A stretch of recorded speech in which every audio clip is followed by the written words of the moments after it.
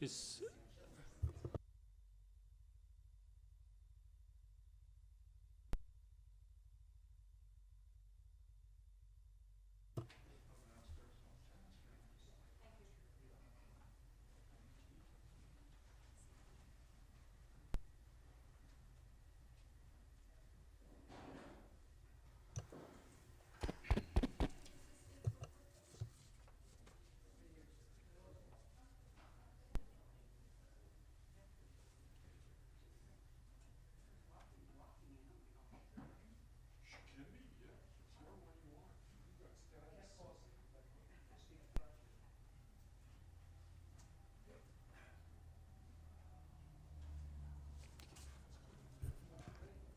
Good evening. I would like to call our Town of Sydney regular council meeting on Monday, September 12th to order at 6 p.m. This sounds a little bit different to me. Does it sound correct to everyone? Okay. Just not sure how that. Thank you. I am Mayor McNeil Smith, and colleagues here in the council chamber this evening. To my far left is Councillor Renewal, Councillor O'Keefe, Councillor Wainwright. To my far right, Councillor Garnett and Councillor Fallett, and our colleague, Councillor Duncan, is joining us via Zoom, and you can see her on your screen. Good evening, Councillor Duncan, if you just want to confirm your audio. Yeah, can you hear me? Thank you. And staff in attendance in the chamber this evening are Mr. Hissick, our Chief Financial Officer and Acting Chief Administrative Officer, Ms. Nelson, our Corporate Officer, Ms. Judson, our Manager of Communications, and staff participating online this evening will be Mr. Mickelson, our Fire Chief, Ms. Clary, our Director of Engineering Works and Parks, and Ms. Verhagen, our Senior Manager of Current Planning. And I do see Mr. Newcomb, our Senior Manager of Long Range Planning, in the chamber as well. Hello to members of the public in attendance in the chamber this evening, and to those who may be watching the live web stream or watching a recording of our meeting at a later date. I would like to acknowledge with respect that we're holding our meeting this evening in the territory of the Miscellaneous Nations.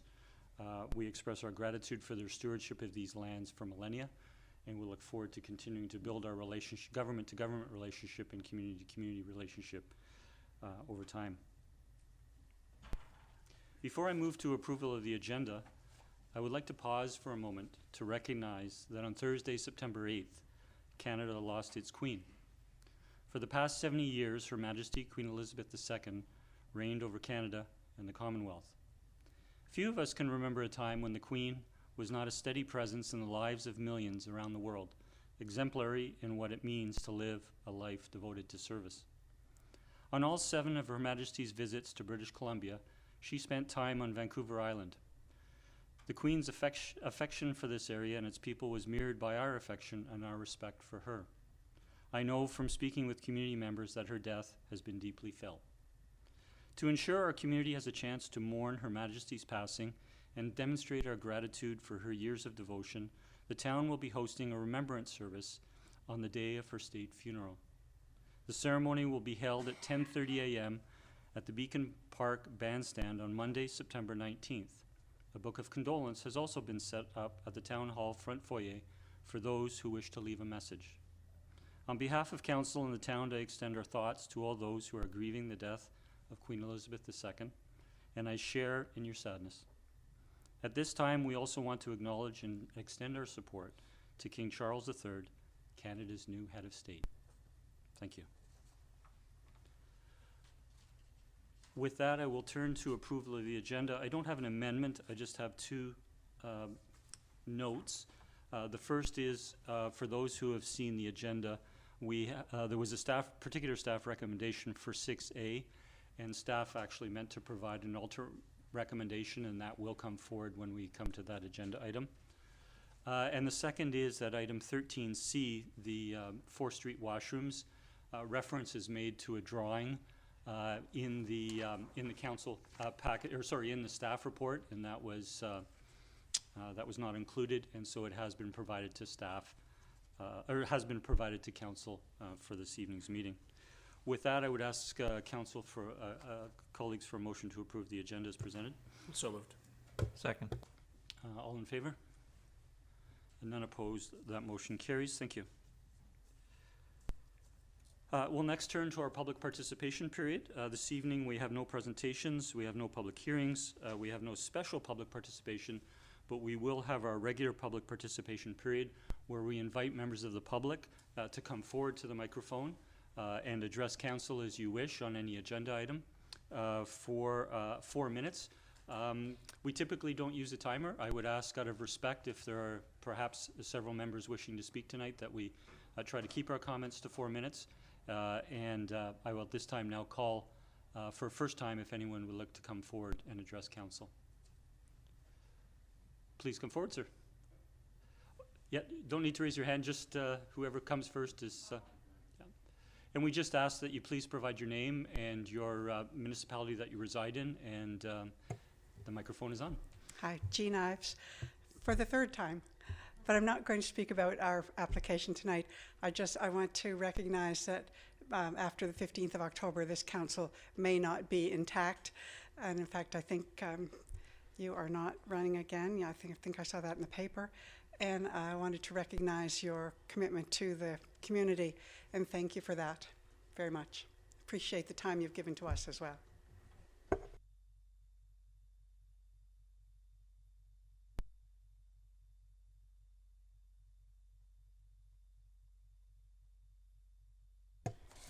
I am Stephen Bailey, resident and business owner here in Sydney. 3 weeks back, I was speaking about a variance application for the property at 9824 5th Street. As I made you guys aware, my biggest concerns is noise towards tenants, because that's what's going to reflect poorly to my business and become a headache for me.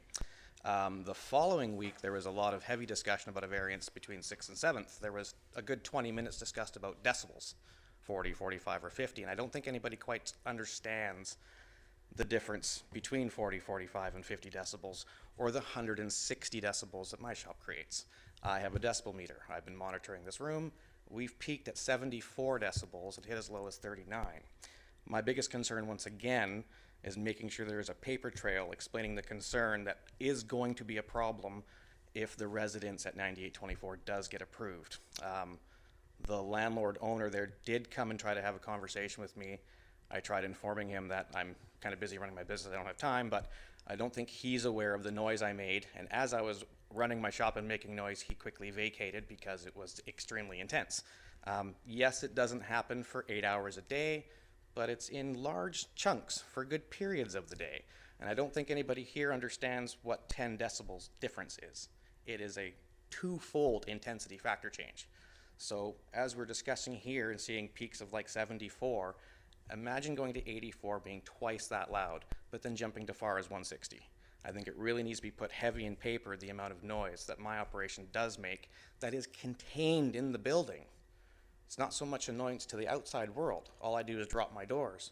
But if you put a residence of 1,800 square feet that someone's paying $3,000+ for, they're not going to want that noise and vibration. And that's part of the concern. The other concern is with the design that he's created, having all the animal storage on the shared wall. And I did express to him the smartest thing for him to do is move the surgery room and recovery room to the opposite side. I hope advisory council, when they look at this and understand the volume that is being created in my shop, that they do maybe apply some of this. But I really wanted to make sure that this council understood what the difference in decibel ratings is, as they spent a good heavy amount of time discussing what the difference was between 40, 45, and 50 decibels, what would be inconvenient to someone living 30 feet to the north. Try being 20 feet in the same building. That's where my concern is going to be as a business owner. And once again, thank you for your time.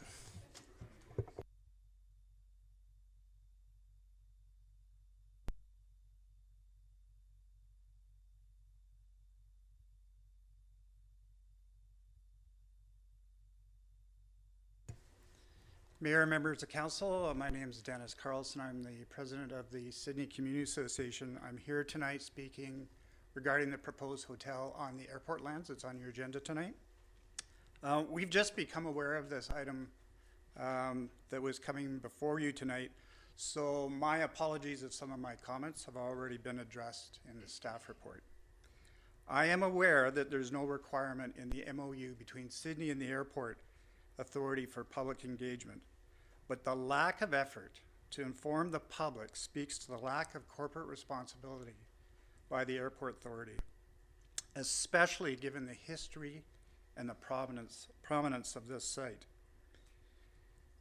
As noted in the staff report, this proposal is not consistent with the recently adopted OCP design guidelines.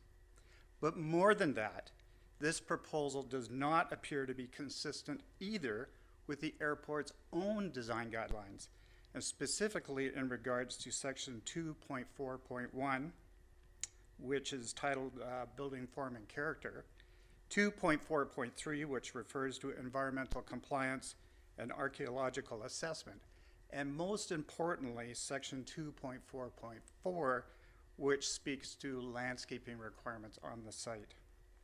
We would request that council send a clear message to the applicant and the airport authority that we expect a much better proposal for this site. Thank you. There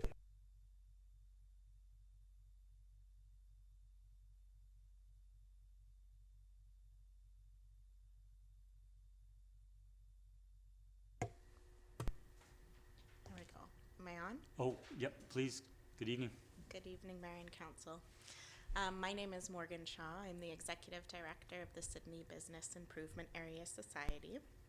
The Sydney BIA is on the agenda this evening for the renewal of 2 agreements, including Sydney Visitor Services and our event liaison position and supplement. The Sydney BIA has been proud to work in partnership with the Town of Sydney and Destination British Columbia since 2017 to provide visitor services to both those traveling to or planning to travel to our community. Prior to the pandemic, the Sydney Visitor Services team served an average of 30,000 visitors annually through our on-site programming at the Sydney Visitor Centre at 2281 Beacon Avenue, through our digital and social media outreach programming, event programming, and our remote programming at Sydney's waterfront through our Ask a Local kiosk. With the closure of the Pat Bay Information Centre, historically run by the Saanich Peninsula Chamber of Commerce, Sydney Visitor Services represents the only method for face-to-face visitor support outside of downtown Victoria at present. The need for a genuine local connection for those arriving in Sydney is paramount to the success of tourism for small towns and provides balance to digital destination and gateway marketing strategies, of which the Sydney BIA employs heavily. The Sydney Visitor Centre is one of 119 official visitor centres throughout the province of British Columbia. We are staffed by over 50 volunteers who contribute an average of 6,500 volunteer hours per year. Our longest standing volunteer has been with our team for 34 years, which is also marks the inception of official visitor services programming in the area, which is quite impressive. In addition to our volunteer team, we have 1.5 paid staff to assist with programming year-round, and we hire an annual summer intern team consisting of 3 full-time university students who assists with program delivery from May to September. Moving over to the events portion, as we have seen many of our favorite community events return after a 2-year hiatus, the Sydney BIA and the Sydney Events Advisory Group have been working hard to ensure the promotion and support of our many local groups who host and plan these events. In an average year, Sydney sees over 350 events with tens of thousands of people in attendance. The Sydney Events Advisory Group remains thankful for the support of the Town of Sydney and looks forward to working together to ensure the delivery of incredible future events and services. I am available for questions during the discussion of agenda item 13D. Thanks so much. Thank you, Ms. Shaw. We appreciate you coming forward. And I'll call for a last time if there's anyone wishing to come forward to address council this evening. Seeing none, I will close our public participation period, and we will move on to the next section 5, which is bylaws. We have 3 bylaws this evening. The first under 5A is our fireworks regulation bylaw, number 2241. and this is amendment number 1, to prohibit the use of fireworks within 200 meters of a designated environmentally sensitive area. And I'll turn to our Fire Chief, Mr. Mickelson, to introduce this, please. Good evening, Chief Mickelson. Good evening, Mayor and Council. At the February 14th regular council meeting, staff were directed to revise our existing fireworks bylaw to prohibit the discharge of fireworks within or adjacent to our 2 environmentally sensitive areas of Roberts Bay and Kelset or Ray Creek. This report details the changes incorporated into the proposed new bylaw, and I'd be happy to answer any questions at this time. Thank you, Chief. I'll turn to colleagues if there are any questions. I'll turn to Councillor Garnett. Thank you, Mayor. I'm not sure if this is a question, Chief Mickelson, you can answer, or another member of staff, but I'm just wondering, do we anticipate any difficulty with the fact that the 200-meter buffer around Ray or Kelset Creek extends into North Saanich, and how that would impact our bylaw? Yes. Through the mayor to Councillor Garnett, yes, the report does speak to some of the complexities of, I mentioned that Sidney is a very small, densely populated community that's contiguous or basically surrounded by North Saanich on 3 sides. So any bylaw, perfect bylaw, is going to be harmonized with the surrounding municipalities. The report also infers that this would be a first step, and that staff would make efforts over time to work with North Saanich and to ideally kind of harmonize the bylaws between the 2 municipalities so it'd be more uniform in nature over time. Thank you. Thank you, Mayor. Thank you, Councillor. Seeing no other questions, I'll thank the Chief again. And I do have one question directed to Mr. Hissick. It does mention in the report about enforcement and education and awareness, and there being a cost to that. We're not passing, the staff are not recommending a motion to that effect. That will just be brought forward at budget time. And sorry, the first part of my question is, will we do that this year? And do we have budget for that? And then will it come forward automatically in future years' budgets? Thank you, Mr. Mayor. I anticipate that cost will be absorbed within existing budgets, and we're not sure if it'll require us asking for more for next year. Thank you. So, Council, we do have, we can proceed to give 3 readings by separate resolution if we wish this evening. I'll move that bylaw number 2242 gets first reading. Second. Moved and seconded. All in favor? None opposed. Motion carries. Move second reading. Second. Moved and seconded. Any discussion? Councillor Fallon. Thank you. Yes, I just wanted to say that when we were first discussing this, I did not support the 2 areas or support fireworks in the town. I would have preferred that we not allow fireworks, but however, I will support this particular bylaw because at least it identifies protected areas. Thank you. Thank you, Councillor Fallon. Councillor O'Keefe. Thank you. Support this, of course, but I just wanted to comment that I'm really happy with staff in regards to, they talk about investing in a comprehensive communication strategy to remind and educate residents on this. So I think that's a really good thing that we're able to do, and I think that's important for something like this to be successful. So thank you to staff for that. Thank you, Councillor. Seeing no further discussion, I'll call a question. All in favor? None opposed. That motion carries. And I'll move third reading. Second. All in favor? None opposed. The motion carries. That will come forward to a future meeting for adoption, consideration of adoption. I'll turn to 5B, which is our miscellaneous fees and charges, bylaw number 2242. This is amendment number 21 to update the cost of the town's monthly parking passes. And I'll turn to Mr. Hissick for an introduction, please. Thank you, Mr. Mayor. The purpose of the report is to update fees for parking lot F related to the recently approved changes to the location of our long-term lot. And in addition to the monthly fees that were approved at the previous meeting, we're taking this opportunity to update all the fees for that lot. And while there's no perfect or ideal rate structure to address all of our concerns around the use of this lot, or in fact any lot, we believe that these increases are in order, since they haven't been adjusted since the lot was created 12 years ago. And as you'll recall, the monthly fees for all town lots will be reviewed following delivery of the parking study in early 2023. Thank you, Mr. Hisik. I'll turn to colleagues if there are any questions. Seeing none, we can proceed with three motions to give readings this evening. I'll move that bylaw number 2242, miscellaneous fees and charges amendment number 21 be given first reading. Second. Moved and seconded. All in favor? None opposed, the motion carries. I'll move second reading. Second. It's moved and seconded. Any discussion? Councillor O'Keefe. Thank you. I just wanted to comment on the schedule on the first page, and one of the changes that staff have made there, which I think is a good one, although I anticipate we may get some comments back from the public on that, is that there will no longer be a 2-hour rate in that lot, but there will be an hourly rate at $2 an hour.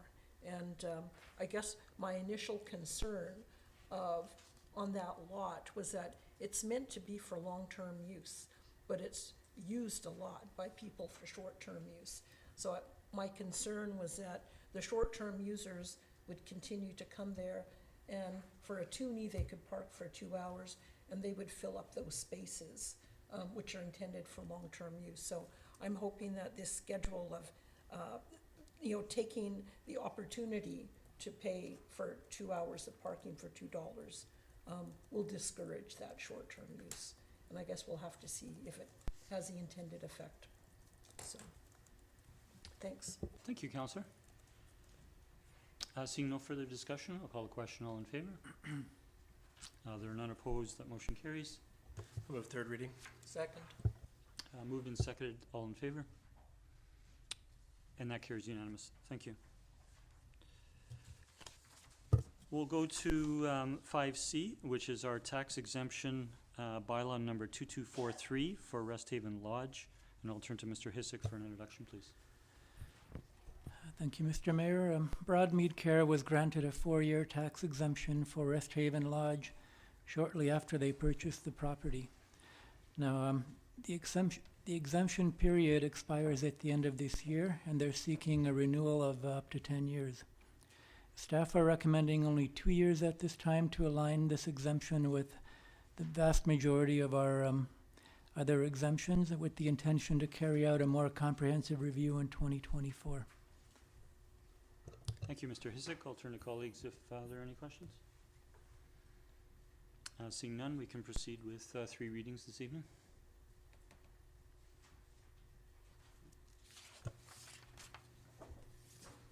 Clarify, there's some recommendations here, I think, first, so I'll move the Oh, I'm recommendation. sorry. Yes, there is a recommendation prior to giving readings. Thank you, Thank Councillor you. Rintoul. I'll move the recommendation that the property tax exemption for Rest Haven Lodge be renewed for an additional 2 years. Do we have a seconder, please? Second for discussion. Thank you. Councillor Rintoul? No, thank you. I'm happy to continue to support this status for Rest Haven Lodge. Thank you, Mr. Mayor. Thank you. Turn to seconder? No. Turn to Councillor Fowler. Thank you. I do have some concerns with this. We don't have a real policy in line, I understand, to categorize this, and I am concerned that there is going to be an undue opportunity for some and not for others. In the report, staff have noted that, and I forget exactly where, oh, here we are under the discussion, that additional applications have not come forward and the 2 original organizations remain the only ones exempted. That's not a good enough rationale for me. I think we actually need to have a policy to support this. If we're going to include Rest Haven Lodge under the tax exemption, then we need to understand why we're doing it and not just pick and choose because it meets some needs. I supported this when this came forward. The first time, the new owner came forward with a presentation, a business plan, that there was a lot of renovations and upgrading to bring the lodge up to par for Broadmead's level of doing business. And I saw that as a way to assist them, and I felt comfortable supporting it. Moving forward, I don't see that need there, and I am concerned about supporting this for a business. I realize that they are a nonprofit, but I don't think it fits within the categories. I went through the list that, and I don't have it off the top of my head, sorry, and I don't feel that this is enough, and so I will not be supporting this motion. Thank you. Thank you, Councillor Fallett. I'll first turn to Councillor O'Keefe and then Councillor Wainwright. Thank you, Mayor. I'm also not in favor of this for a few reasons. So in looking at some of the other recipients of the tax exemption, there's no question in my mind when you look at things like the museum, the Mary Winspear, the art center, those sorts of things, even the food bank. Those are civic entities that most local governments support as part of their civic sort of infrastructure. And because we're a small municipality, we don't have our own entities like that. So we provide funding and exemptions to organizations that provide that for us. So for those sorts of entities, as well as the Scout and Guide Hall and Anavets, those sorts of things, no question in my mind that those should have a tax exemption. Senior care facilities are a different entity in my mind. There's no question that they are an important community benefit, for sure. But the funding for these is the responsibility of the province and Island Health. And so when I look at the number of things that local governments are having, we're having to fund and have our taxpayers fund, I worry about that. And I guess there's, in terms of the loss of tax revenue, it's been mentioned that, well, even if we gave an exemption to these organizations, that we're not going to lose tax revenue. And that's true.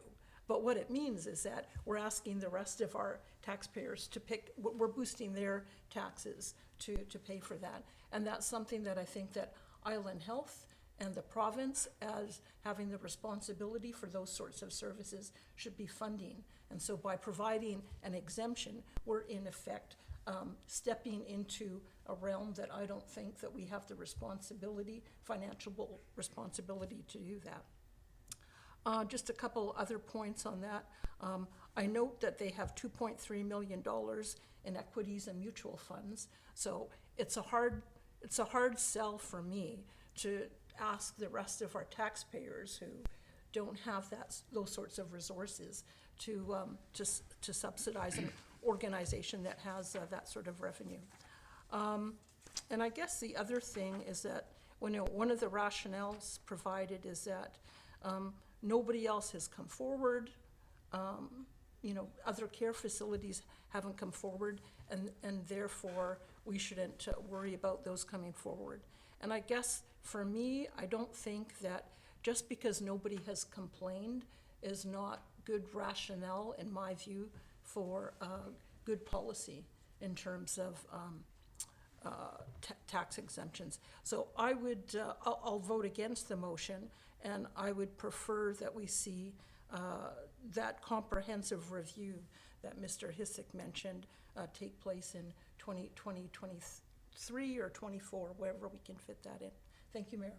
Thank you, Councillor O'Keefe. I'll turn to Councillor Wainwright. Thank you, Mayor. I agree with my colleagues' comments. This does stand out a bit relative to the other ones. Clearly it is for community benefit, but the same is true of some of the thrift shops in town. and we don't give them tax exemptions.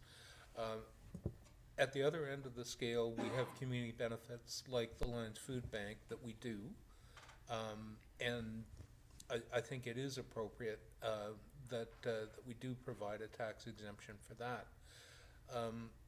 What council really does need is some policy to guide this, and we're not going to come up with that tonight, but I think in developing the policy it would be helpful if we provide a benchmark of whether Resthaven Lodge is in or out, and I'm of the view that it would be out. Thank you. Thank you, Councillor Wainwright. I'll turn to Councillor Renewal, and then I'd like to speak next. Well, thank you, Mayor. And so I appreciate my colleagues' comments. I'm not suggesting anyone was offended that they had money in investments and savings. You need to have money in investments and savings to be able to invest in this type of infrastructure and make the improvements that are necessary to it. So I'm pleased that they have a financial situation that illustrates that they have stability. I think that's important. And I recognize that this is a care home for the elderly and a nonprofit status that this town has, as noted, supported over the years. I feel like the 2-year recommendation in the staff report was reasonable versus the 10 years that was requested by the applicant. And I feel it was reasonable because it gives us time to address those policy shortcomings and not leave me at least feeling like we're pulling the rug out from underneath them with relatively significant change in terms of their relationship with the town. So I recognize I'm sounding quite contrary here, but I'll continue to support the recommendation and the motion on the floor. Thank you. Thank you, Councillor Renewal. I'll turn to Councillor Duncan before I speak. Councillor Duncan, you have the floor. Sorry, your sound is, thank you. Thanks. Sorry, I think the little the hand raising blends in with my wall color. I concur with Councillor Renewal. I mean, I agree that because we lack a policy for this and that nobody else has come forward doesn't mean it necessarily means it's a good idea. And I think probably a lot of people wouldn't necessarily come forward because we don't have a policy on it and they wouldn't think to ask. Whereas if we had a policy, that would at least be leveling the playing field and other people, other institutions would know that they had that ability.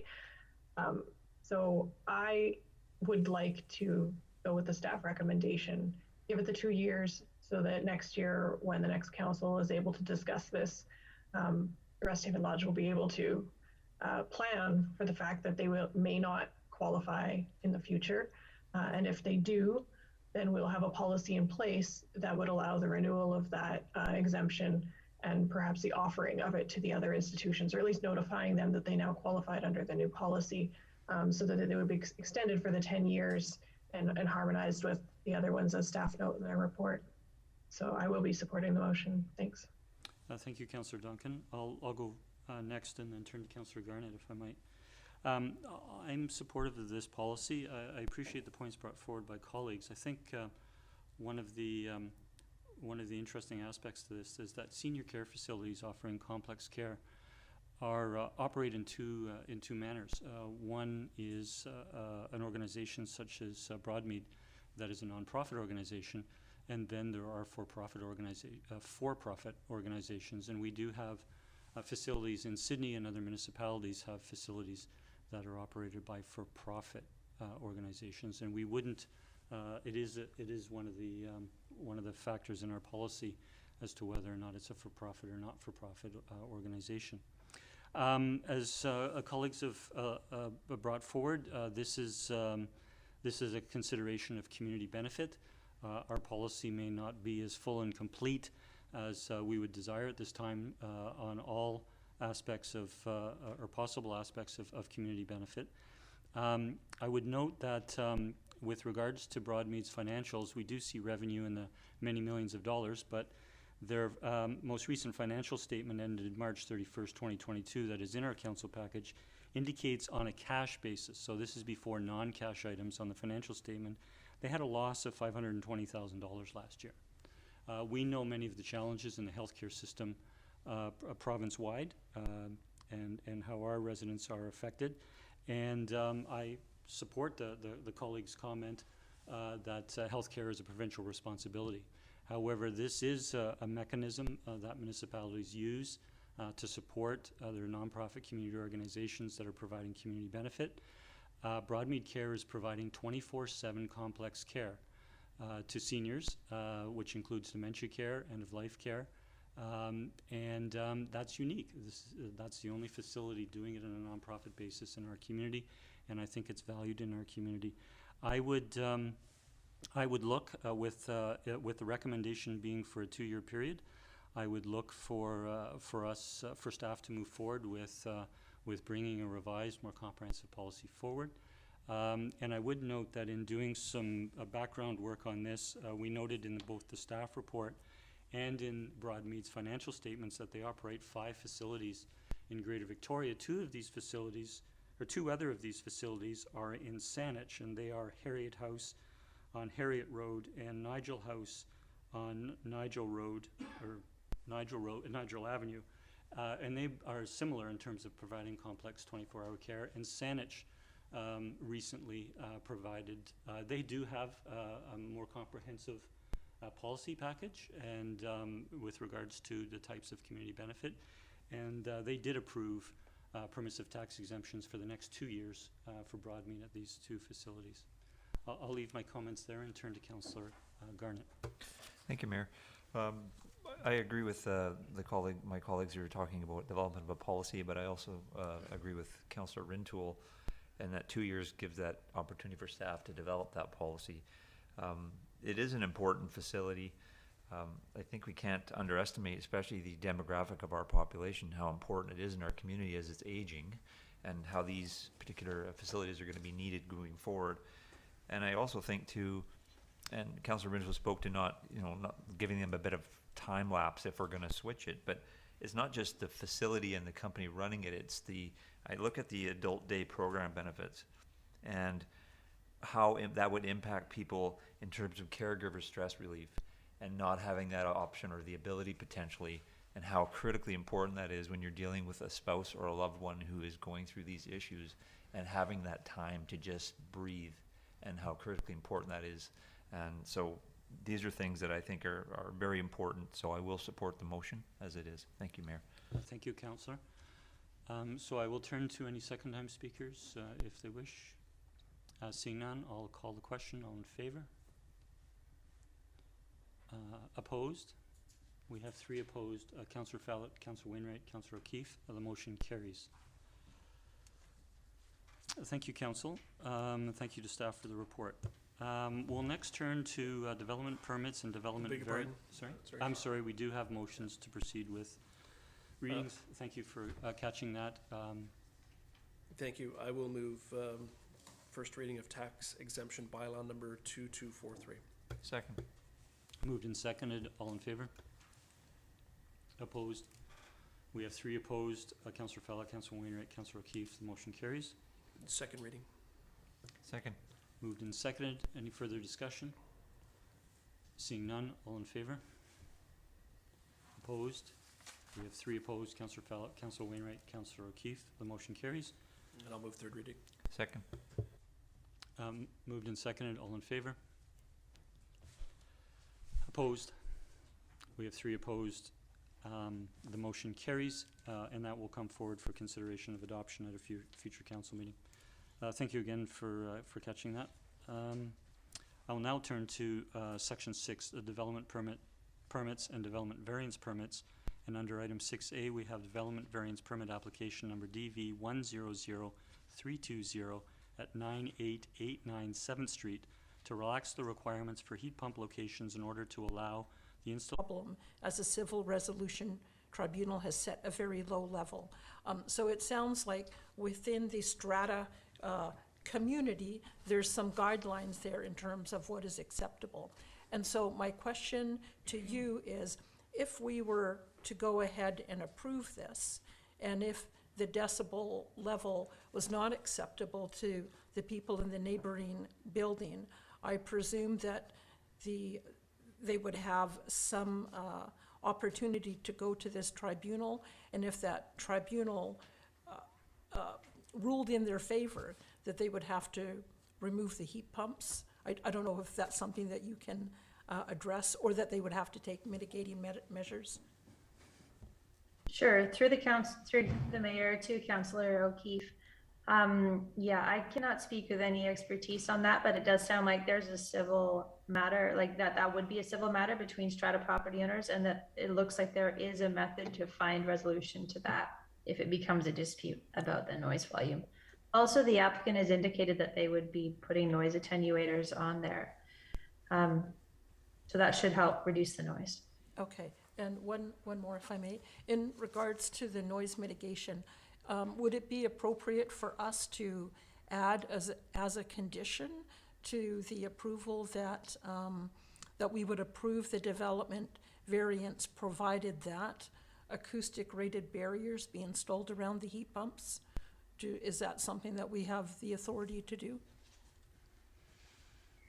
Yes, that is, council could add that as a condition of approval. Okay. Like the variance be approved, subject to the condition that the noise attenuators be installed. Right, okay, thank you, that's all. Thank you, Councillor O'Keefe. I do have a question before turning to a follow-up question before turning to Councillor Renewal. On that last point brought forward by Councillor O'Keefe, if there was no motion from council, does town building inspection inspect the installation of heat pumps? I believe a permit application is required, like a building permit application is required through the town, so those would be inspected. Yeah. Okay, thank you. I'll now turn to Councillor Renewal. Thank you, Chair. And my query was in keeping with Councillor O'Keefe's last question, and I noted that in the staff report, it specifically referenced that staff also recommend that the applicant install acoustic rated barriers around heat pump units to meet nighttime sound levels. And so I'll hope that Councillor O'Keefe includes that in her motion. It sounds like she's got one prepared. In addition to that, I'll just perhaps draw attention to that item if we're talking about revisiting, the bylaw in the future to staff.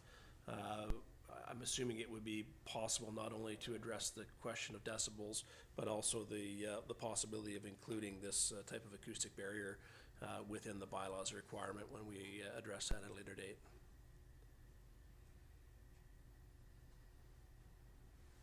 So looking for the affirmative from staff, or for staff to tell me why that might not be possible. I'm sorry, Councillor Renewal, I missed your question there. What was the question again? The inclusion, when we do get into the bylaw around heat pumps, because we've talked about trying to modernize it to include specific reference to decibel requirements. In staff's opinion, it would be possible as well, I take it then, to include the use of an acoustic barrier in future. Yes, through the mayor to Councillor Renewal, that is something that we could include in the bylaw, whether that goes into the zoning bylaw or into a noise bylaw. Yeah. Thank you. And then finally for staff, one of the concerns when this was referred back to staff was utilizing that courtyard corridor area, and that staff have indicated that that would not be in compliance with respect to section 5.1.12, indicating that heat pumps and central air conditioning units shall only be located in rear yard or interior side yard. And I think that is the reference in which made it challenging to place these heat pumps elsewhere, at least from staff's perspective. I'm not going to ask for the rationale behind why that's included in the bylaw now, but just point out that that may be another one that we may want to revisit in terms of addressing this bylaw in future. Thank you, Chair. Thank you, and I will just note, sorry, it's time for questions, and I'll leave that to a comment when we have a resolution. So are there any further questions for staff? Seeing none, thanks, Ms. Verhagen. And we do have a recommendation, and I did note, as we noted at the outset, Ms. Verhagen noted that their staff have provided council with the intended alternate recommendation because the recommendation in the agenda package has already been completed. I'll turn to Councillor O'Keefe. Thank you, Mayor. I'll move that development variance application number DV 100320 to vary the minimum side setback for heat pumps for the property at 9889 7th Street be approved, provided that acoustic rated barriers be installed around the heat pumps to mitigate the sound. Second. That's moved and seconded. Did you wish to motivate further, Councillor O'Keefe? What I'd just like to comment on is that I had apprehension about this application at the beginning because I was sympathetic and mindful of the impact that it might have on the neighbors. However, the fact that we can compel them to put in acoustic-related barriers, and also the fact that there seems to be some sort of civil process that they could access in the event that the heat pumps were louder than expected. So I'm happy to approve it at this time. Thank you. Thank you, Councillor O'Keefe. I'll turn to Councillor Fallett. Thank you. I'm pleased to move this forward. I think we've seen that the Strata Council has, I think, have gone above and beyond in their own case in preparing their rationale and their presentation for this request. I think they've done an incredible amount of homework, and I commend them all for that. But I also see that as a community, this is something we have to take a look at because we are shrinking our lots and we are increasing our lot coverage. And the reality is we are physically going to be living, and we are living closer to our neighbors. And put the mix of climate action into it and the need to ensure that we have a cooling mechanism, and also dealing with the removal of excessive use of fossil fuels, we're going to have to look at alternates, and heat pumps are a reality for us. So I think this needs to be addressed, and we have to figure out a way to move this forward. I think from my perspective, what I've heard from this group of owners is they are responsible. I think they're not just responsible owners, but they're also responsible neighbors. And I would imagine that if there are issues that come forward, that they are probably going to be dealing with it as reasonably and as civilly as they have made their presentation here to council for this. So thank you, and I'm happy to support this. Thank you, Councillor Fallett. Seeing no other speakers, I will just comment that I would support this motion. I was initially quite concerned about the possible noise impacts on neighbors, and we referred this to back to staff. I appreciate the additional information staff have brought forward, but I also appreciate the additional diligence that Ms. Ives, on behalf of other strata, have done in the revised letter of rationale. And I've noted in the new information that came forward is that given the improved technology of heat pumps themselves and the increased attenuating mitigation factors that can be implemented, that a provincial association is actually recommending municipalities consider zero setback for heat pumps because of improvements in technology. And in essence, what we are doing is going from a 3-meter setback as required in our bylaw today to a 1-meter setback, but we may consider that further given current technology and provincial guidelines. I'll leave my comments there, and seeing no other speakers, I'll call the question. All in favor? None opposed. The motion carries. Thank you. We'll now turn to adoption of minutes. We have 2 sets of minutes. The first under 7A is the minutes from our regular council meeting of August 16th. I'll move adoption. Second. Moved and seconded. Any errors, omissions, or discussion? Seeing none, all in favor? None opposed. The motion carries. And we have the minutes from our special council meeting of September 6th. Move adoption. Second. Any errors, omissions, or discussion? Seeing none, all in favor? None opposed. The motion carries. We'll next turn to Mayor's report. I have 3 items tonight. The first is the CRD board highlights. I don't have anything to highlight from within the highlights, but what I will comment on is we appreciate the detailed summary that Councillor Duncan gave as our representative to the regional water supply master plan at our last council meeting, and that is the first item in the CRD board highlights. After that committee that Councillor Duncan said on, the CRD board did approve that master plan. And so I will look for a motion to receive for information, please. So move. Second. Any discussion?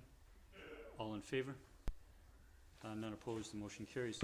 The second item on the agenda is consideration of amendments to our council meeting schedule in October. In the council package, it indicates that we normally have 4 scheduled meetings in October, 2 committee of the whole meetings, 2 council meetings. And the recommendation is, well, we do have a recommendation, and I will ask colleagues to bring that forward and we can have discussion. Thank you. I'll move the recommendation that the regularly scheduled council and committee of the whole meetings scheduled for October be cancelled, and that a special council meeting be held on Monday, October 3rd, 2022.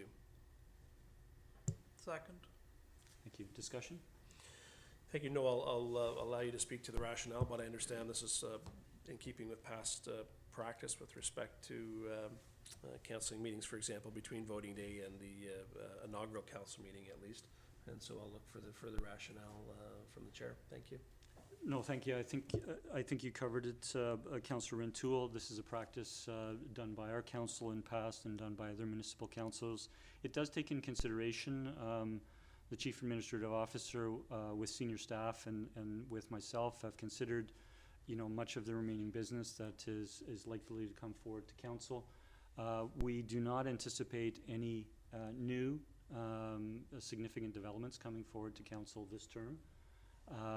And thus we are trying to cover off many items of regular business, such as the 3 bylaws we've seen tonight, and we have 9 staff reports that we're seeing this evening. So we will have this motion does provide for a regular council meeting instead of committee of the whole on Monday, October the 3rd, which will allow us to bring forward some additional business. We do have a meeting scheduled, a regular council meeting scheduled on Monday, September 26th.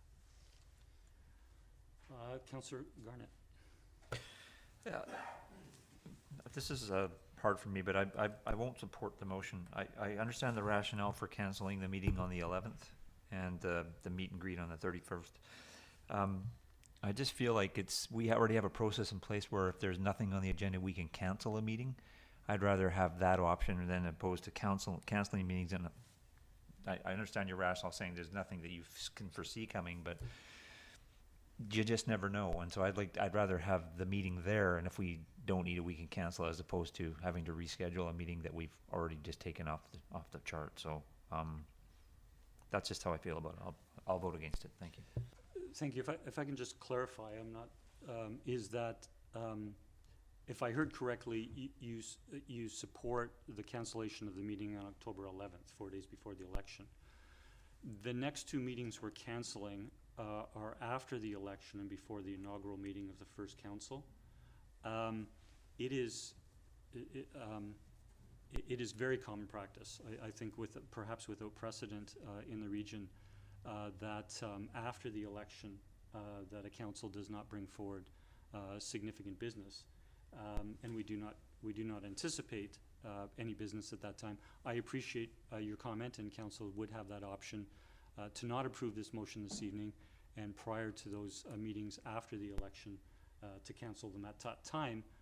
We would have to decide that on October the 3rd, or agree to meet on October the 11th and cancel them then. So those are the options before us. I'll turn to Councillor Wainwright. Thank you, Mayor. As you note, it has been past practice not to hold council meetings between the election and the inaugural meeting of the next council. If we decide to go ahead with canceling these meetings tonight, we can technically decide to call a meeting if something comes up that warrants one. So, and I have to agree, with a new council coming in, just 2 weeks later after the election, it doesn't seem appropriate to be bringing forward something significant and voting it through, in advance of the new council taking effect. If it was something urgent, I certainly would do it. But if it was something significant and contentious, it just feels wrong. Like, it should be something we could leave to the next council. Surely it can wait a couple of weeks. So that suggests that if we had the meetings, there's going to be nothing on those agendas except housekeeping stuff. So I'm comfortable with making the decision in advance to cancel them. And if something comes up that needs a meeting, by all means, we'll call one. That's my view. Councillor Garnett, please go ahead. Thank you, Mayor. Understandable that it's past practice, but doesn't always have to be that way. Work council until November 6th, so I have no problem coming to a meeting, sitting in chair and conducting business, whatever it is. Thank you, Mayor. Thank you. Seeing no further discussion, I'll call, the motion was read and seconded. I'll call a question. All in favor? Opposed? One opposed. Councillor Garnett. The motion carries. Thank you.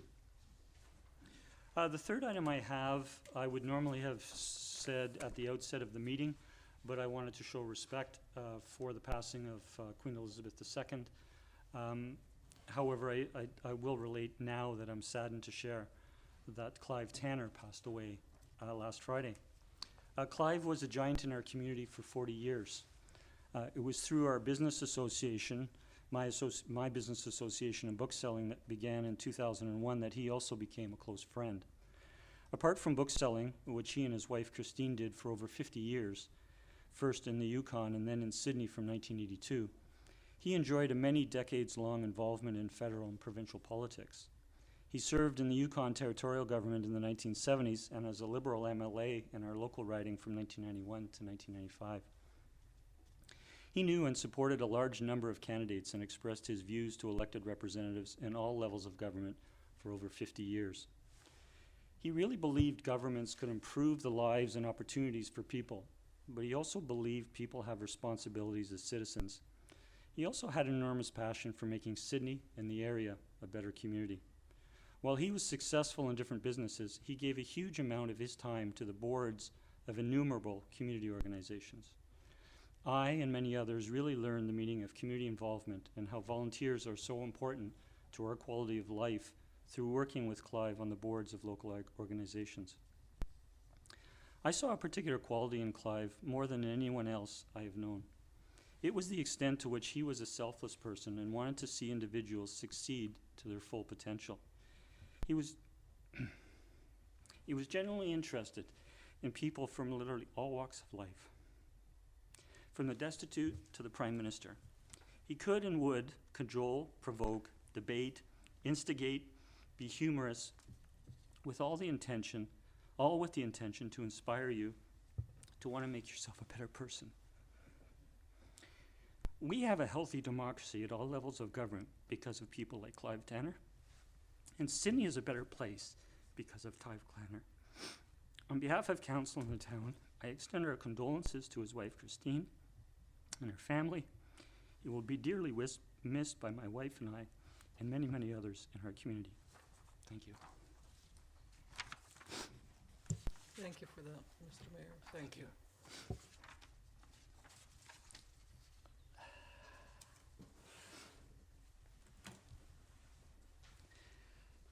We have no council reports this evening. I would now like to turn to committee reports, and under 12A, I'll turn to Councillor Wainwright, the chair of our Committee of the Whole meeting on September 6th. I'll move that the minutes of Committee of the Whole of September 6th be approved. Second.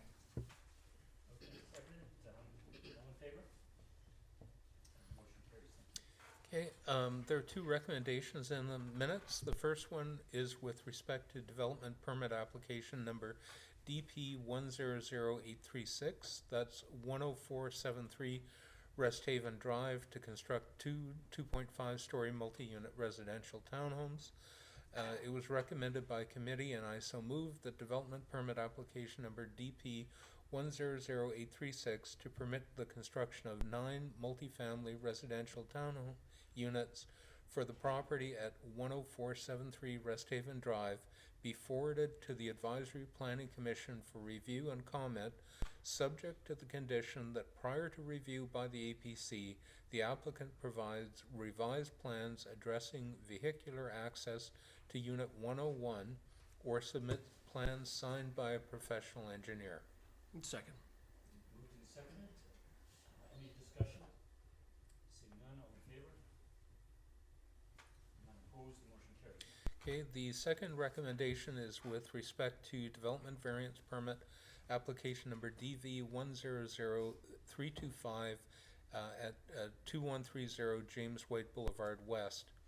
And this is to reduce the minimum setback to Highway 17 and to increase the allowable area for a home-based business located in a detached accessory building in order to legalize a detached accessory building.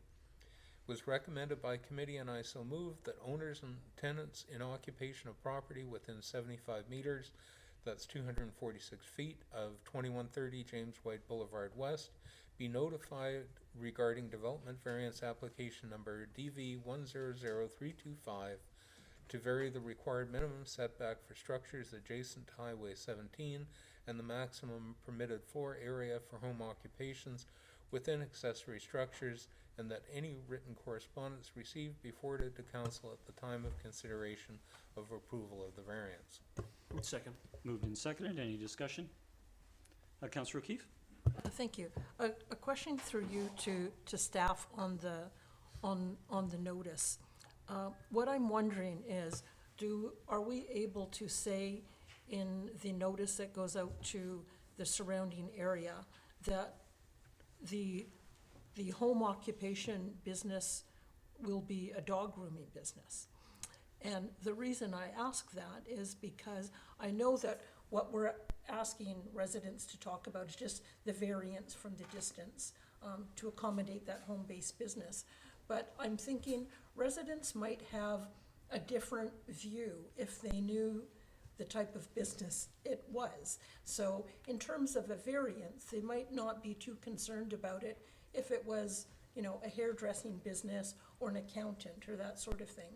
But because it's going to be a dog grooming business, and there's going to be dogs coming and going all day, potentially being on site for a good part of the day, that could potentially be a disturbance. And I know that that's kind of a separate bylaw thing, but I guess I'm wondering if there's a way for us to at least be proactive and explain that that's the reason for the variance, or that's the home occupation that will take place.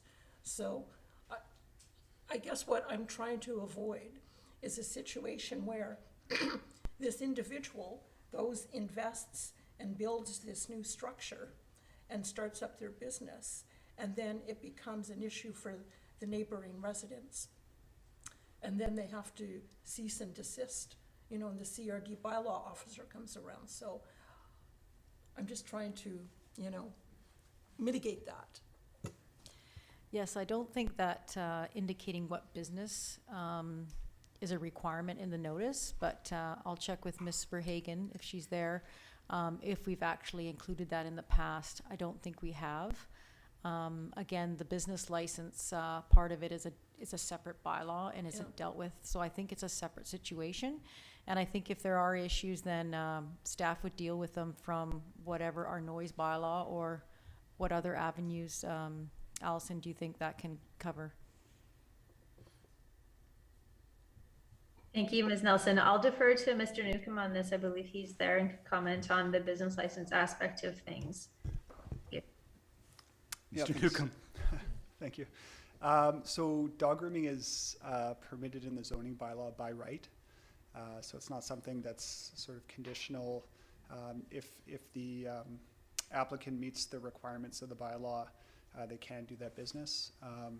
In this case, if they were approved to have a floor plan greater than what the zoning bylaw allows for that business type, they could just partition off a part of it, make it inaccessible for that business use, and we would approve the business license. Okay, thank you. Thank you, Councillor O'Keefe. Any further discussion? Seeing none, I'll call the question. All in favor? There are none opposed, the motion carries. Thank you, Councillor Wainwright. I will turn to Councillor, we're under item 12B, which is the Advisory Planning Commission and their meeting of September 6th.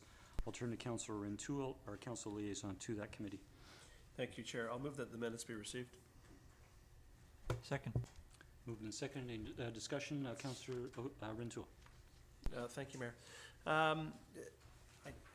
I know often council colleagues will watch back the video from APC to get their bearings around discussions, and when I looked this morning, they weren't yet available, so I'm assuming others may have taken a look to review, and so the minutes are quite important in that context. So I thought I would just take a moment to speak to the meeting. Certainly, APC had a fulsome discussion with respect to this this development. My takeaway was there was comfort with the variances to the extent as is noted with the second recommendation from APC, and those were the first two related to the maximum building height, a number of stories as well, but concern with respect to the setback variances that were being requested, not from the perspective of the concern I know that was identified at council with respect to trees and trying to save some of the trees on the property, but more from the perspective and the discussion around the overall look and feel and density of the development in the view of the Advisory Planning Commission. And so it was, again, a detailed meeting. The applicant was certainly there. There is also, as noted within the record of decision, some fairly significant discussion with respect to the potential for an orphan lot to the south. And well, I think APC was wise to query the developer with respect to intent and the ideal scenario of including that lot within a development. The developer, I think, ably answered the question, as was done before Committee of the Whole when this was presented, that there had been attempts to secure that lot, and that if it were secured in future, that the developer could quite possibly extend the development at a later date to add the type of synergy that APC were concerned about in the threat of an orphan lot. So I know that there's not a lot of recourse or avenue for the town to address that particular item, but did want to raise it because it is referenced specifically in the motion from APC, and we may need to address that further. So I'll leave my comments with regards to the minutes there, Mr. Mayor. Thank you, Councillor. Councillor Garnett. Thank you, Mayor. I just want to provide a comment, and it's from the record of decision, where it says APC supported the landscape design, including the removal of the trees in the footprint in light of the nature of the existing trees being overgrown ornamental shrubs. I find that statement problematic and a little concerning, given that one was a Douglas fir, and regardless of what they were originally planted to be, these are under our bylaw protected trees. And I feel like when we state things like this, we're being dismissive of the importance of protected trees in our community. So I just want to bring that up, that the phrasing is, I find problematic in terms of what that would represent to the community. So, thank you, Mayor. Thank you, Councillor. Councillor Wainwright. Thank you, Mayor. So this is the first time APC's dealt with a development of any substance post the adoption of the new OCP and the guidelines. So it was quite interesting to see. I was expecting that this wouldn't be business as has been previously done through the term, and that we would see some of the new guidelines in the OCP getting discussed and getting applied. So I'm pretty happy with what I'm seeing. I can appreciate the concern about the recommendation including addressing the orphan lot. And sorry, if I might interject for a moment, Councillor. Yep. We do have a motion on the floor to receive the minutes, and Councillor Renewal in presenting the minutes spoke to the record of discussion, the record of decision, and we have had some comment with regards to that.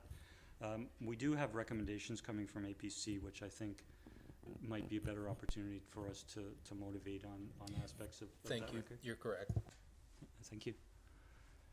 Councillor O'Keefe? Thank you. So without diving into the recommendations, I just wanted to touch a bit on, well, some of the comments that Councillor Wainwright made generally in regards to, you know, we have a new OCP now. We're probably going to have new APC members. And I was looking at the new report that the Victoria City Council had on governance and models and that sort of thing.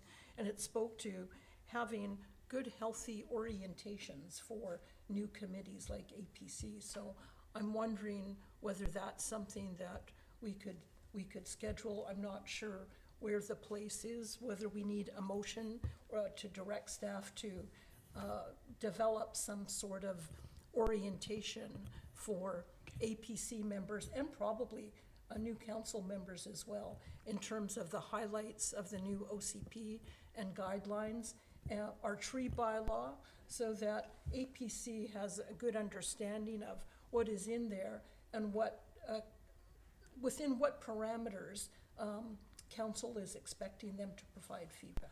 Councillor O'Keefe, I will interject as well and say that very valid points you may be bringing forward, but we are receiving minutes from the meeting. Okay. That wasn't necessarily a topic of discussion at the meeting. Okay. And so I think that would be, you know, handled separately. Okay, sure. Would be appropriate. Thank you. Seeing no further discussion on the minutes, I'll call the question. All in favor? There are none opposed. Motion carries, and I'll turn to Councillor O'Toole to bring forward the recommendation, please. Thank you. The Advisory Planning Commission recommends, and I so move for discussion, that development permit application DP 100835 for 2411 Malaview Avenue and 10147 and 10145 Fifth Street be referred back to the developer for redesign to address the following issues. General lack of usable community amenity space, including attention to design elements of the northwest corner of the lot. The orphaned lot to the south should be addressed. Street relationship to both streets with emphasis on the Malaview orientation, and lack of space between building blocks. Second. Sorry, I was following Councillor O'Toole. Sorry, did you read all of them? All of the recommendations? As included in the report? Or as included in the minutes? I read them from the agenda. Were some missing with respect to? Sorry, did you read the second one with regards to orphan lot? I did. I'm sorry for my lack, I'm not paying attention. Okay, we do have the motion on the floor. Councillor O'Toole, and then I'll turn to motivate, and then I'll turn to Councillor Wainwright. Yeah, thank you, Mayor. Clearly, the consensus from APC was quite strong to seek the developer to look for some redesign of this property. So I won't speak contrary to that suggestion. What I'm concerned about, I suppose, in terms of seeing included in the motion the council supporting is the orphan lot specifically being referenced and how it's addressed. And I'm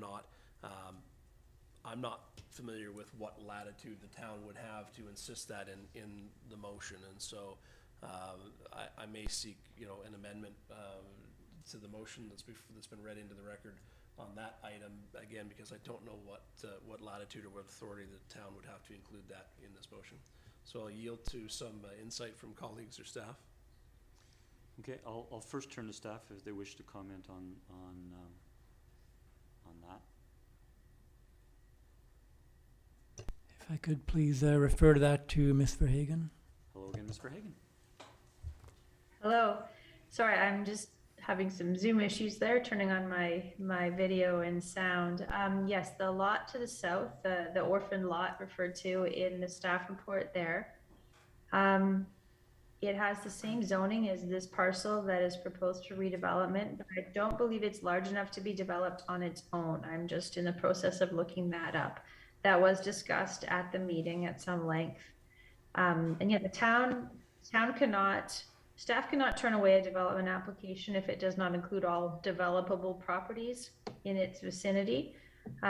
We do have a policy in the new official community plan about considering lands beyond. Here, I've just found the property. It hasn't, the orphaned lot that's referred to, it's zoned RM5, same zoning as these properties, and it has an area of 634 square meters. So it's not large enough to be redeveloped on its own for townhouses or multifamily use, but it could still be built out with a new single-family home. Thank you, Thank you. Mr. Hagan. I'll turn to Councillor Wainwright. Thank you, Mayor.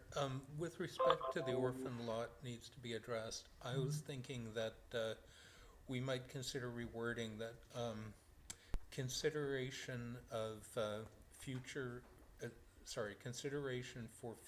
redevelopment should the adjacent lot to the south be acquired at a future time, which basically would be telling the developer, show us what you might do in the future to redevelop if you did later acquire it.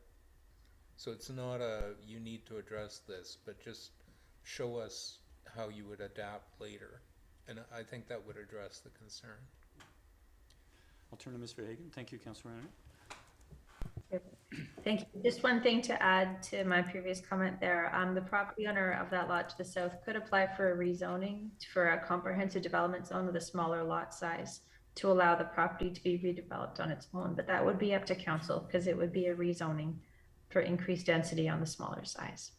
Thank you. I'll turn to Councillor O'Keefe, and then I'll have a comment given the motions on the floor. Are we discussing or are we asking questions? We're in discussion, Okay. but you can certainly ask questions of staff. Okay, good. The motion is on the floor. Yeah, thank you. I'm more inclined to completely take out the bull about the orphaned lot. I concur with Councillor Rentoul's comments about we can't really force them to do anything about that. And while I recognize maybe we could ask them to say, tell us what you might do maybe if you possibly got that lot. I guess I'm worried about putting, some additional work and burden on the developer when they have no idea whether they might get that or not. And, it's not really anything that's going to change our decision-making process one way or the other. So I'm inclined to just take it out completely. Thank you. If I can make a suggestion, we've had a couple of colleagues speak to it. If we might have a motion to amend, we could then deliberate on that motion and go forward from there. Councillor O'Keefe? Okay, I'll move that we amend the motion to delete the bullet, the orphaned lot needs to be addressed. Second. Moved and seconded. Do you wish to motivate further? No, I think you've got it. Okay. Councillor Rentoul? Yeah, thank you, Mayor. And while I appreciate the concern APC has raised and the similar references that staff have noted in our OCP and our effort not to find ourselves in a scenario like this, we have, and I haven't heard from staff we've got any latitude to do anything different with this. I liked Councillor Wainwright's suggestion, but I concur. I think if the economic reality is such that the developer does procure the lot and it is a scenario in which it can be built out and make sense economically, that's what will happen. So I'll support the amendment. Thank you. Thank you, Councillor Rentoul. Any further speakers? I will support the motion. I will support the amendment. Sorry. Just a question regarding process, Mr. Certainly. Mayor.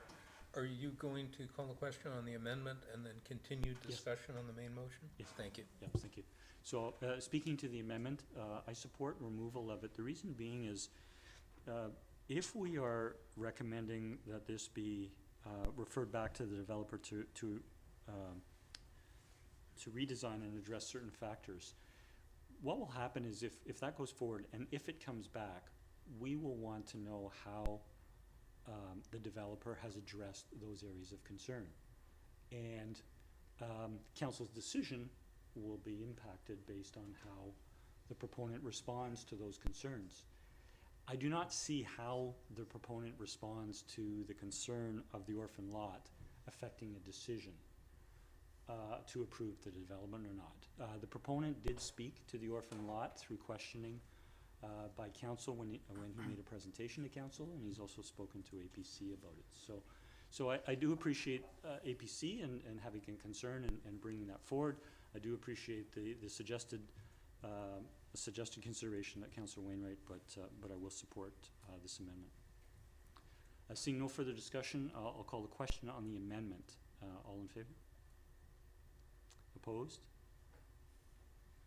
We have none opposed. The motion carries. And so we're now back to the main motion as amended, and I'll turn to Councillor Wainwright to continue the discussion.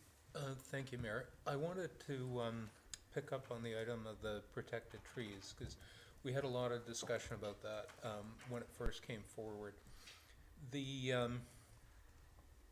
guess during that meeting, one of the points that Councillor Duncan brought up was climate change and the expected survival of some of the species that currently occur here, but aren't demonstrating an ability to adapt to climate change.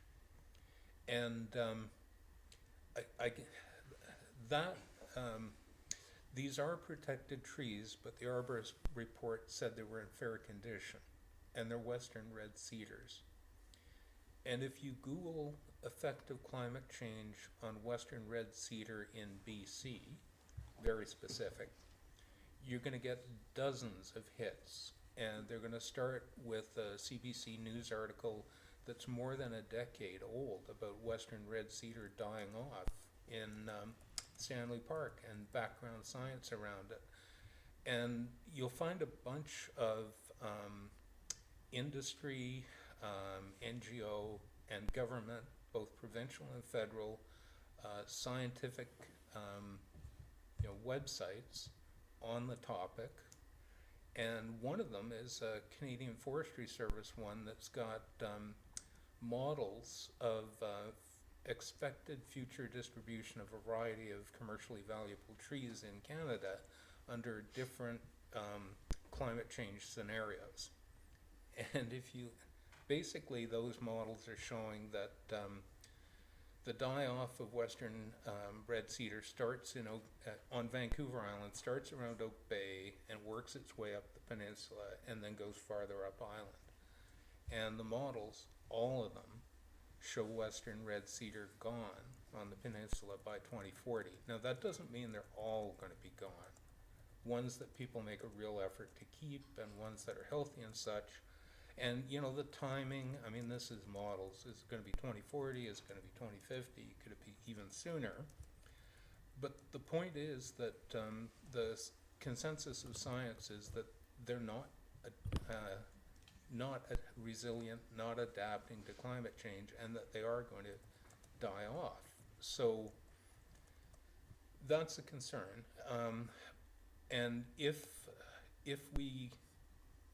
so when we make a decision to require that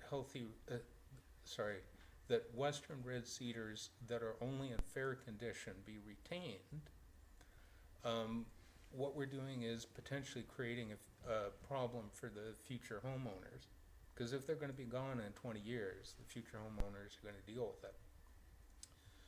Another thing that is scientifically accepted is that stressed trees do not sequester carbon as well as healthy trees. So there is the merit of trying to preserve the trees because of the climate benefits is somewhat questionable if they're dying.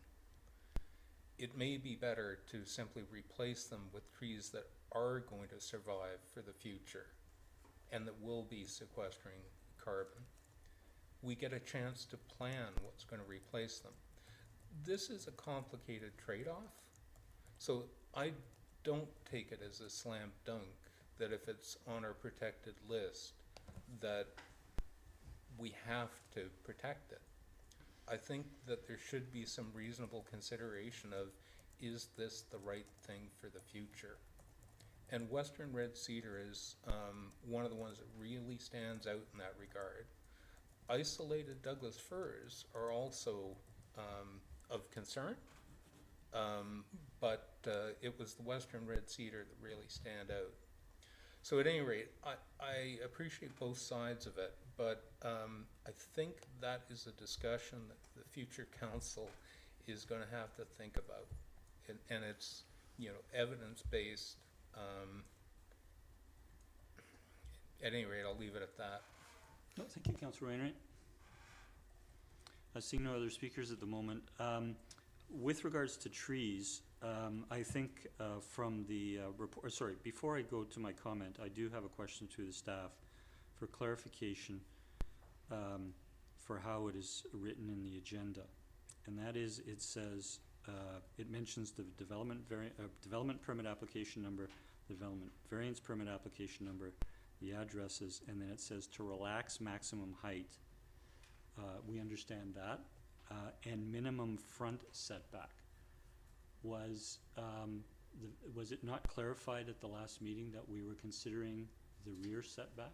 There was a correction of information that we were considering the rear setback on the south at 4.5 meters?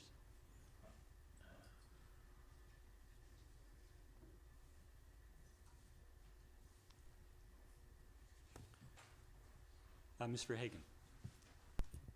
Yes, good evening. I'm just looking at that in the minutes here. Yeah, it should be minimum rear setback on the agenda. That's just a typo, and that's clarified. Thank you. My comment is that, and I made this comment at a previous meeting, is that I think a 4.5 meter setback on the south is a reasonable. It's in our bylaw, and I think it's reasonable to provide natural space on a property. In this case, a redeveloped property, and in this case, a property that is increasing densification. The question in my comment last time was whether or not, and we did have comment in previous reports as to how much of the protected trees could actually be retained if it was a 4.5 meter setback, and there was this understanding that very little of the existing protected trees could be retained in a 4.5 meter setback. And so the suggestion that I proposed is that if it isn't reasonable to protect those trees, and we've had additional information tonight on that point, it is still of value to have tree canopy or trees in that setback area. And that would bring benefit in the natural space to the property. So I'm supportive of this moving forward, and just wanted to in context in terms of the discussion about protected trees or not, that I would set aside the retention of protected trees as a thought or a recommendation, and turn to consideration of providing that 4.5 meter setback and a landscaping plan such that it improves the natural space. It would be a case, and I would look for clarification from staff, that if there was a 4.5 meter setback in revised plans, and there was protected trees removed, that there would be a requirement for replacement trees in that scenario. Ms. Verhagen. Hello. Yes, my recollection is that the arborist report for this development application indicated that even with the 4.5 meter setback required at the rear of the property there, the south side, that may not be enough to preserve the trees. I would have to read the report to be sure that that's what it indicated. And the tree preservation bylaw speaks to the ratio at which replacement trees are required for removing protected trees. Ms. Clary may better speak to that one. And I'd just like to clarify a point that I just made about what variances were requested for this development. The applicant requested variances to increase the maximum height, to increase the maximum number of stories, to reduce the exterior side setback, which is the one onto 5th Street, the west side, and also to reduce the rear setback, which is the south side, going on to the adjacent single-family home. Thank you. Thank you both for the additional information on trees and the clarification of the variances. Councillor Fallett. Thank you, Mr. Mayor, and thank you, Councillor Wainwright, for that further information regarding the protected trees. I think that was, for me, that was valuable information. There's two parts that come out of it. One is the length of time that the red cedars are going to be dying and whatnot. If a tree has a reasonable life expectancy, then I feel it's fair to give it that opportunity to fulfill its life expectancy, knowing that it's going to have limitations because of its species and what is happening in the environment. The other part that comes out for me is that so often we have development applications that come forward with a rationale why a protected tree or even non-protected but significant trees or green space needs to be removed, and then all of that is covered in building and hard surfaces. And for me, that's very challenging, that we are removing these trees for the rationale that for site coverage.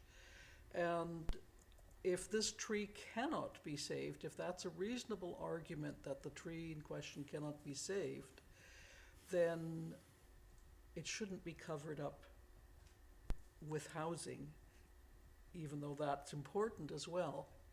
It should lead to green space. If we say that the space that we are going to set aside, the 4.5 meters, the setback, isn't going to be enough, then as the mayor pointed out, then that still can be green space, that still can be protected. So my concern is that far too often we have the arguments that come forward is that the tree's not going to survive for a list of reasons, and so therefore it's going to come down and we're going to cover all of that space. That for me is a real problem.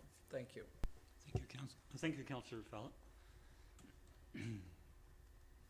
Councillor Wintoul. Yeah, thank you, Chair.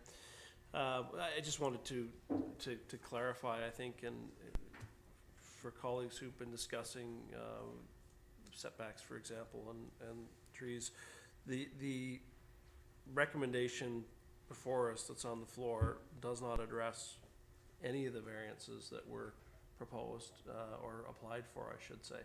And so should we proceed, if this motion passes, I think we then need to have the discussion with respect to the second recommendation that's in the minutes of the meeting, not in the agenda package, and I guess get some clarity from staff whether or not dealing with those variances is indeed appropriate if we're asking for a redesign. So that's more a point of, I think, clarification once this motion that's before us is off the floor. Thank you. Thank you. Were you looking to turn to staff, Councillor Wintoul? We could. It's not germane to the motion that's before us, but if you'd like, we could ask of staff what is their expectation in terms of a next step. Does it make sense to address the variances if we're actually asking for a redesign, which may have implications, of course, for the types of variances that may or may not be needed? Ms. Verhagen, please. Sure, thank you. To speak to APC's consideration of the variances and their recommendations, you see in the minutes there is their second recommendation on the variances for height and number of stories. So they did make that as a recommendation, and Ms. Nelson could provide clarification on this as well, but that was not included in the agenda package at this point because the redesign of the development may preclude consideration of those variances right now if those elements of the development are redesigned. The record of decision, the APC minutes also speak to their consideration on the other variances that were proposed, being the setback variances.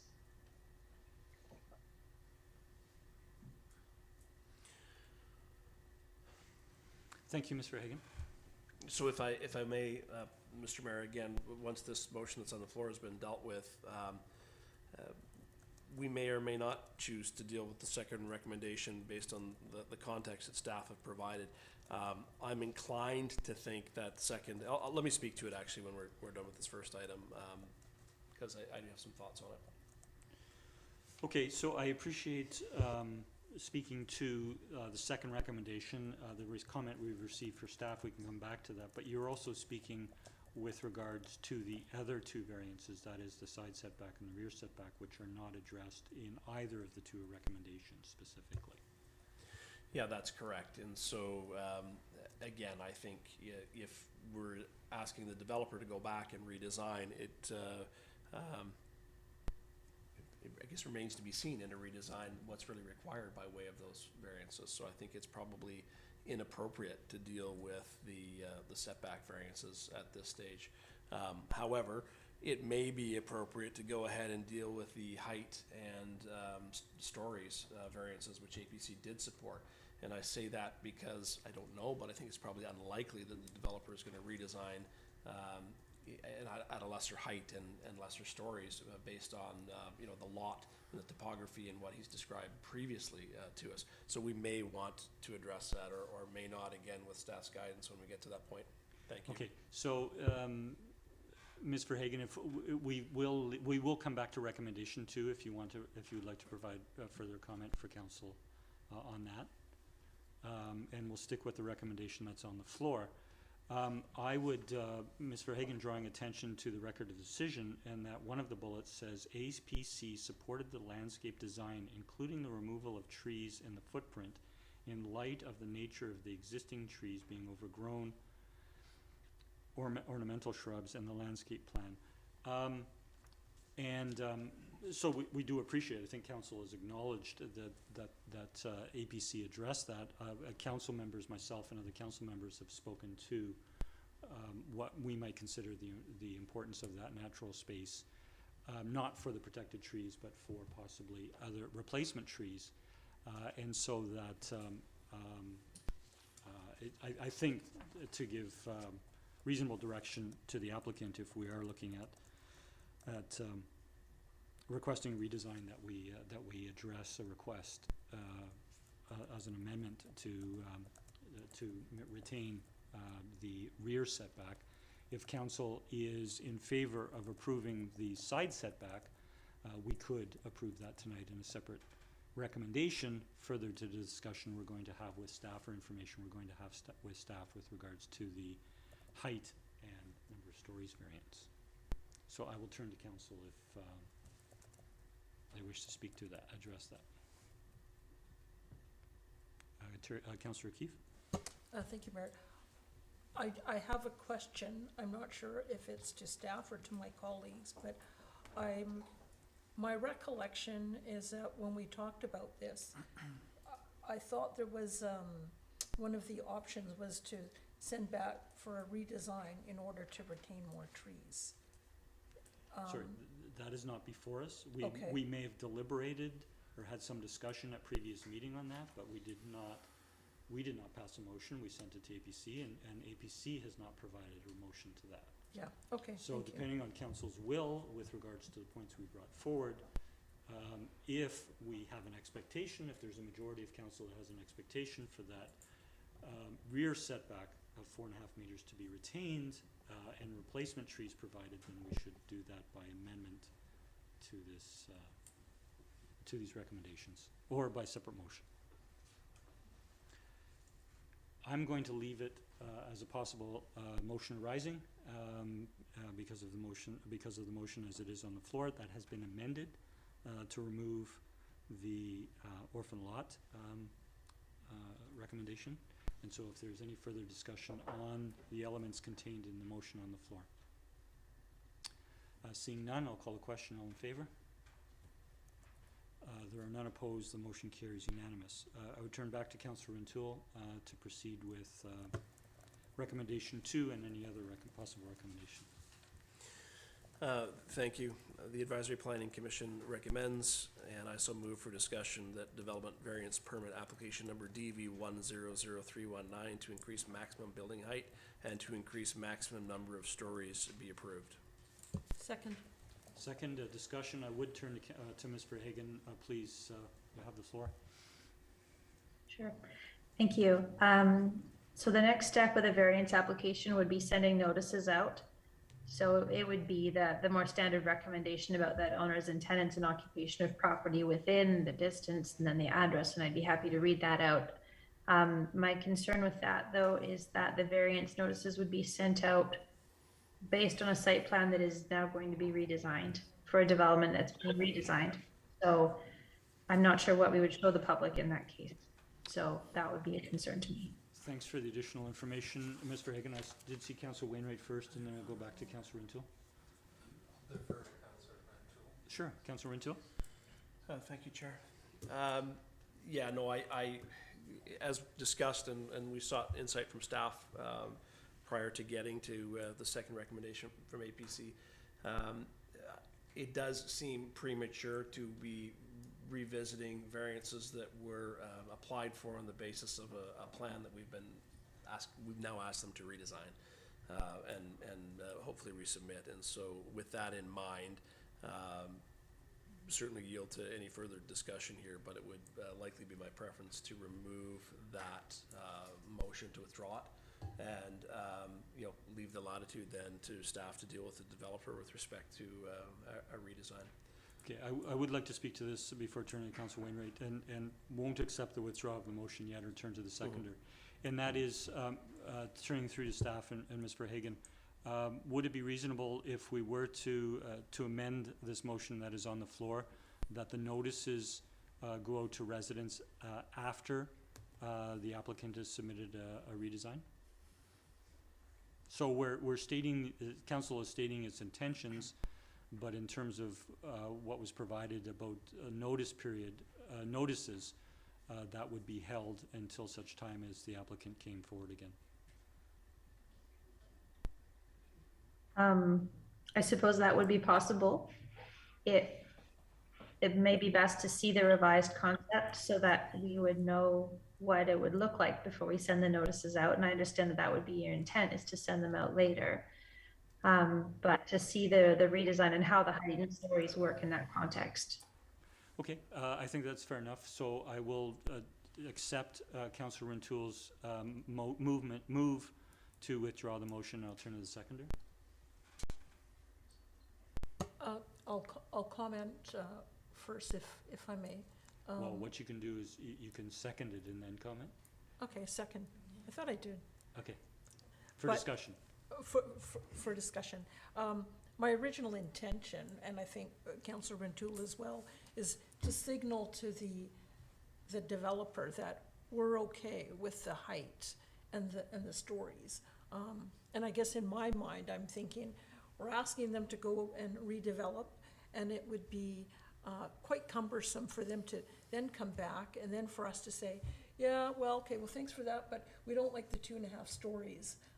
Or, and so I guess what I was trying to do was to signal to them that we're gonna be okay with that, so go and proceed with your redesign based on that.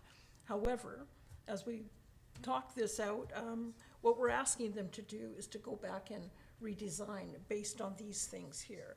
And we haven't, if we wanted to, we could have said, and to decrease the height and the number of stories, but we're not saying that. So based on that, I think the developer will get the indication from us that we're okay with 2.5 stories and the height. So I'm okay to withdraw the motion. Okay, so we're not having a vote on withdrawal. I'm accepting that the mover and the seconder chose to withdraw. Okay. Thank you. Okay, so do we wish to consider a motion arising with regards to the rear setback?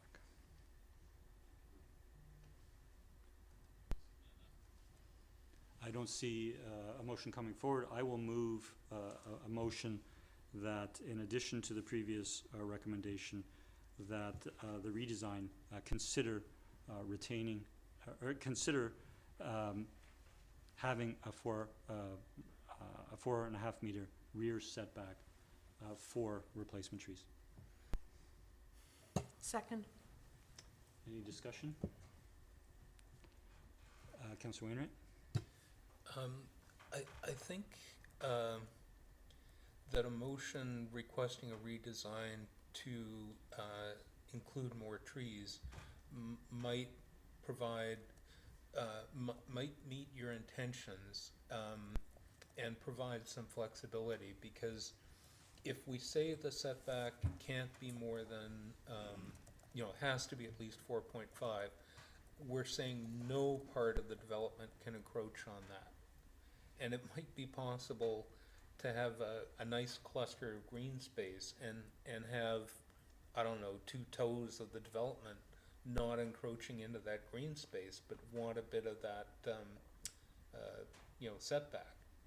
So if we provide direction that, if the direction is that council wants to see more trees and more green space, that can be addressed, and that is the intent, but you're not,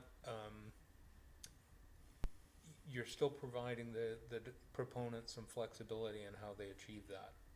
So I think that's actually a better approach than saying the setback must be. Thank you. Further discussion? Seeing none, I'll call a question. All in favor? Opposed? Oh, we have 6 opposed. Councillor Garnett, Councillor Fallett, Councillor Wainwright, Councillor O'Keefe, Councillor Rentoul, and Councillor Duncan. The motion is defeated. I don't think there's anything else to bring up with regards to that recommendation.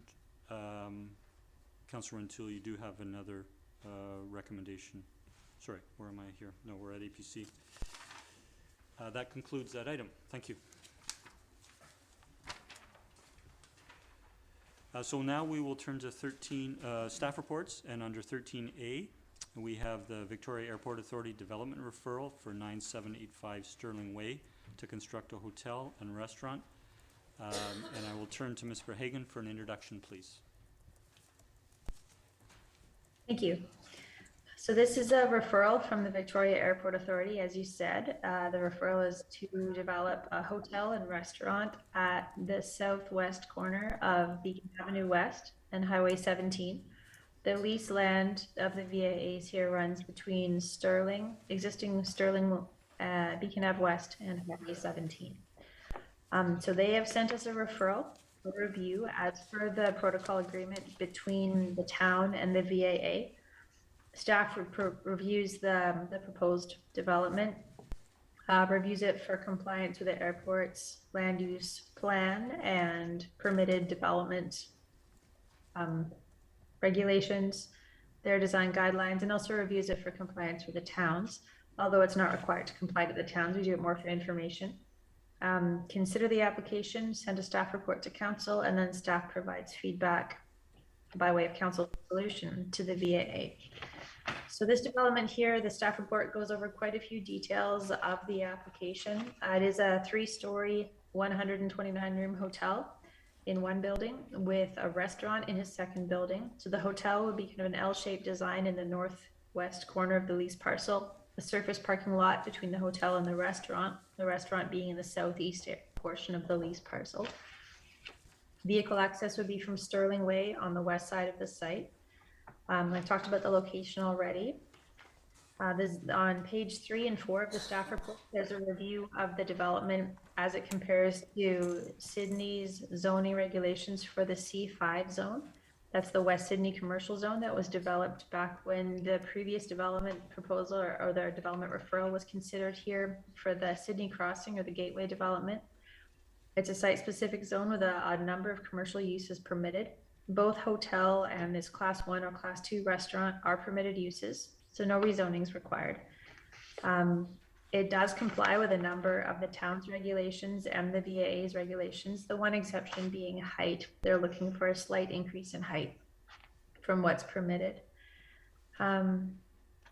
It does provide more than the required number of parking spaces. They're providing more than the minimum number of accessible parking spaces. None are required by the VAA standards. The town's bylaw does require them, but as I said, the development doesn't have to comply with town regulations. The report gets into a number of comments about servicing the development, construction management, emergency response, offsite works, frontage improvements, etc. It's important to note in the report that there's quite a few more detailed comments about offsite improvements, specific servicing requirements that would be conveyed at a staff level from our engineering department to the applicant's civil engineer if the project moves forward. That's what's happened before with previous developments on VAA lands, that this is sorted out, those smaller details are sorted out at a staff level later. I'll leave it there. I'd be happy to answer any questions. Thank you. Okay, just before we turn to council questions of from staff, Ms. Verhagen. I do note that Mr. Hunchuk, the Director of Business Development and Community Relations, is in attendance this evening. And I would seek a motion from council to invite Mr. Hunchuk into the meeting to possibly answer any questions that council may have. And that would be Mr. Hunchuk's prerogative to decide, what level to respond. But I would first turn to Mr. Hunchuk if you would be amenable to that, and then I would look for council for a motion. I've also brought our consulting group with us who can answer questions regarding actual submission, as well as the tenant as well, who is available to answer any questions about the actual hotel itself. Okay. Thank you. I would look for a motion to invite the representatives from the VAA to the meeting. So moved. Moved and seconded. All in favor? None opposed. The motion carries. So I would ask that you direct your questions through myself to either Ms. Verhagen or to our representatives of the Airport Authority. We would then ask representatives to come forward and with the microphone. Thank you. I'll begin with Councillor Garnett. Thank you, Mayor. Question through you to staff. I note that there's 7 does not comply with Sydney regulations and 1 that somewhat complies. So, and I'm reading on page 3 of the report where it says, upon reviewing the objectives and policies, staff are of the opinion that the proposal somewhat conforms to the stated objectives in the Town of Sydney OCP. Further goes on to say the proposal appears to be somewhat compliant with the VAA development guidelines. It's not exactly a ringing endorsement. So I'm curious as to what, when I read that, I'm wondering what staff's thoughts are, because it's for me, I'm struggling with this. So I appreciate if staff could respond. Thank you. Sure, thank you. Through the mayor to Councillor Garnett, those comments are made there following our review of the policies and objectives in our new official community plan, and also upon reviewing the VAA development guidelines.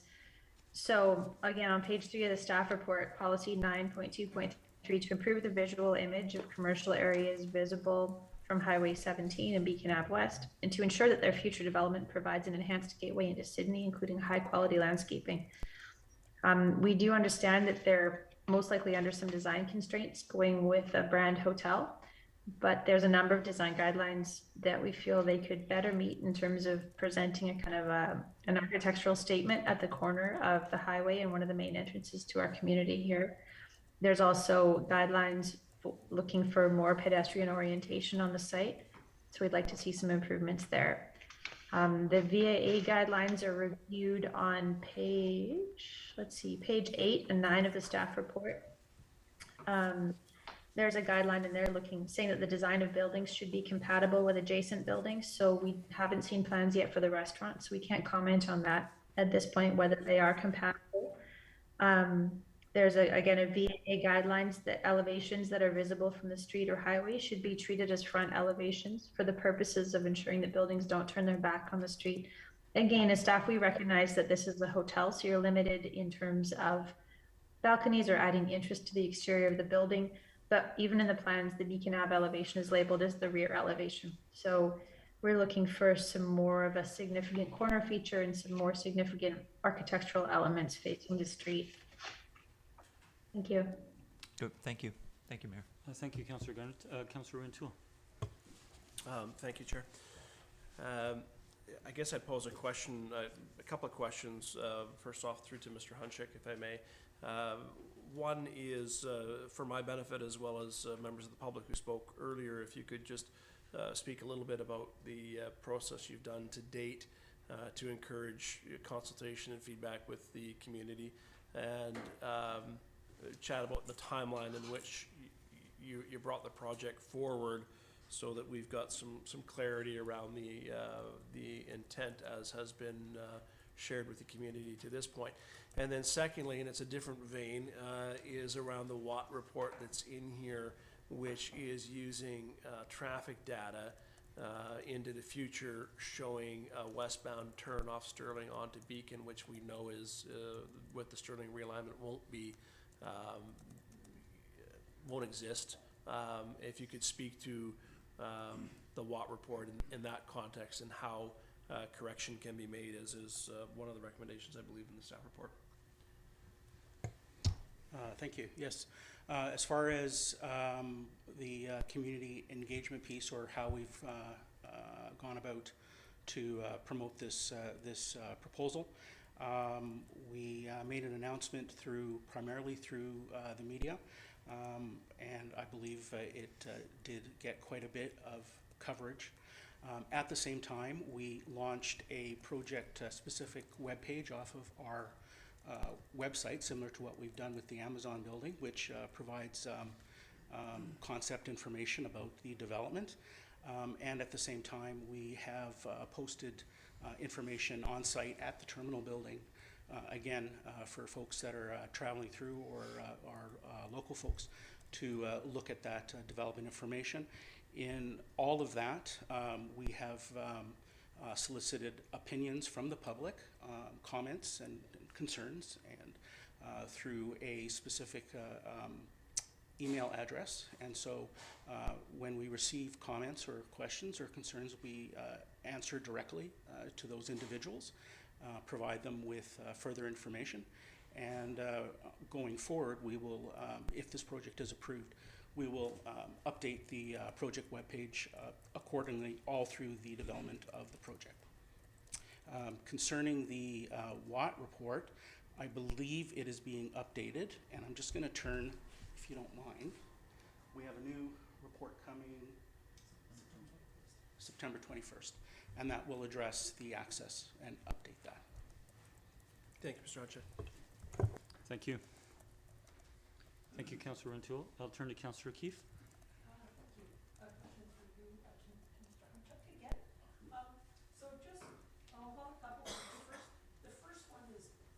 Your microphone, please, Councillor.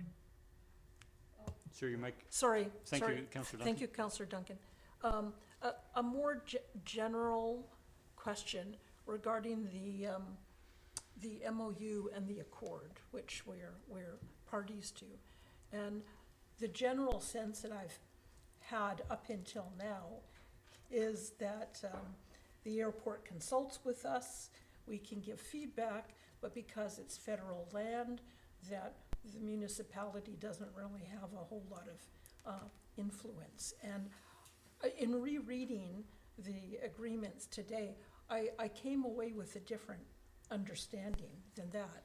And so there's a number of different places in it where it talks about the responsibility for the airport authority to abide by what our bylaws are. But the one that struck out to me the most was that the authority and its tenants and subtenants will be subject to the same rules, regulations, and charges as if they were occupying other than federal property within the town. So my takeaway from that is that the airport authority is required to abide by our design guidelines, our bylaws, our policies. Is that your understanding as well, or is it something different? I guess if you look at it in the pure context, the airport authority is independent, and that we would have the authority to issue our development permits and our building permits regardless of input from the community. Going a little bit deeper though, we strive to align our development guidelines as much as possible with both Town of Sidney and District of North Saanich, and I believe our development guidelines are pretty similar in a lot of respect. But I think first and foremost, it's that ongoing discussion and relationship building that I think we have excelled at in the past, and I think we continue to actually improve the process by talking to the town in advance of developments that we are aware of that are potentially coming to the airport, getting a good sense of what should be the focus, what are some of the concerns or constraints that should be addressed, and those are usually incorporated into the design before it ever reaches the town for review. So it's a matter of, I think it's the relationship between the town and the airport, which provides that framework, as opposed to the development accord issues. Here's the principles of what should be followed. And like I said, we could, in theory, just do what we want to do, but that's definitely not what we intend to do, because we want to be a very good and active community partner. So I think what we've done, certainly from the Amazon development, we have learned to perhaps take a little different approach in terms of our developments, and I think we've applied that in this case as well, and we'll continue to do so. Thank you for that. So do we now have the information on our website in terms of, so we can advertise to the community how they might, where they can go to look at the development and how to provide comment? I think that would be, sorry, if I may interject. Okay. That would be, I think, a question to staff if we're referring to what's on our website. Ms. Verhagen? Through the mayor to Councillor O'Keefe, yes, we've added a page to our website linked through the active development applications page with a separate page with information on VAA Development Referrals. So it gives information on the referral that's being reviewed, gives links to some of the plans that were received for consideration, and also a link to the VAA's own website where they have information on this hotel development too. So it is visible, it is available from the town's website. Okay, great, thanks. One more, if I may. So in the staff report, it talked about off-site works, and that there's no requirement to provide, curb or gutters. Is that something that you would be doing anyways, or? Like, I think the way that I understand it from staff is that we can't require you to do that, but I'm wondering whether your plan would be to do that anyhow. I believe the plan is to include to the town standard, yes. Right, okay. And then just one more question.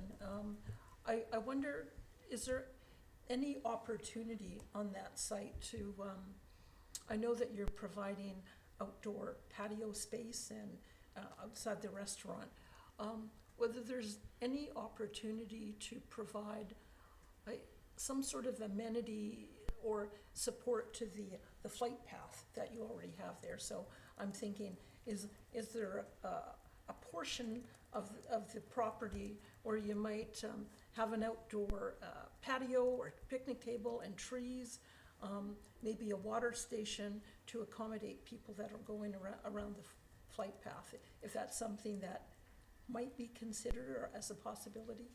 I think both ourselves and the developer is open to all those kinds of possibilities. Yeah, because I think that would, well, I'll put that forward as a suggestion. Okay, thank you so much. Thank you, Councillor O'Keefe. Councillor Fallett. Councillor Duncan, please, you have the floor next. And we'll just let you unmute there. Oh, I'm sorry. I thought you meant after Councillor Fallett. Yeah, I have a question through you to the VAA. It's not on this proposal, and so I'm going to bring something up, as Councillor Keefe has brought up the idea of the water station and facilities for people using the flight path. One thing that has come up before with previous applications for this site was potential community amenities as a bus interchange. Now, obviously, that wouldn't necessarily go very well with this site. However, one of the things that we have heard from the hoteliers in Sydney is the lack of access for their customers to be able to get to and from the airport with taxis. Taxis is a big problem. Only one of the hotels is the shuttle. This would be another hotel, which would be, of course, catering to airport travelers primarily. And I imagine that they would have the same problem, and this would substantially increase the number of customers for whom we would be having that problem. And so I'm just wondering if there is a potential here for a bus stop, so that perhaps as the CRD or the BC Transit is undergoing their 5-year plan and they're adding new nodes, this may be a site that could be added that would start to kind of get at that issue, or if there's possibilities for maybe some sort of shuttle location. I'm not sure if you've had discussions with the client about this at all, and what your thoughts on that are. I believe the hotel operator is planning on operating a shuttle service for hotel guests to and from the airport. And that information has been shared publicly in the information that we've actually released. Thank you. I think I'm wondering if, just from the town's perspective and the potential for amenities there, if there is an ability to, I don't know, expand that for the public transit, or help the rest of the town in some way using this site. As something that could be considered.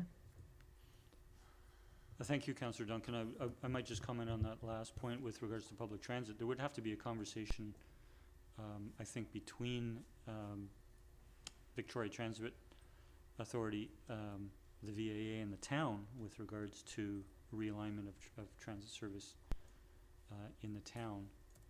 So were you considering it as an additional recommendation, or just probing whether the VAA has given any consideration to public transit?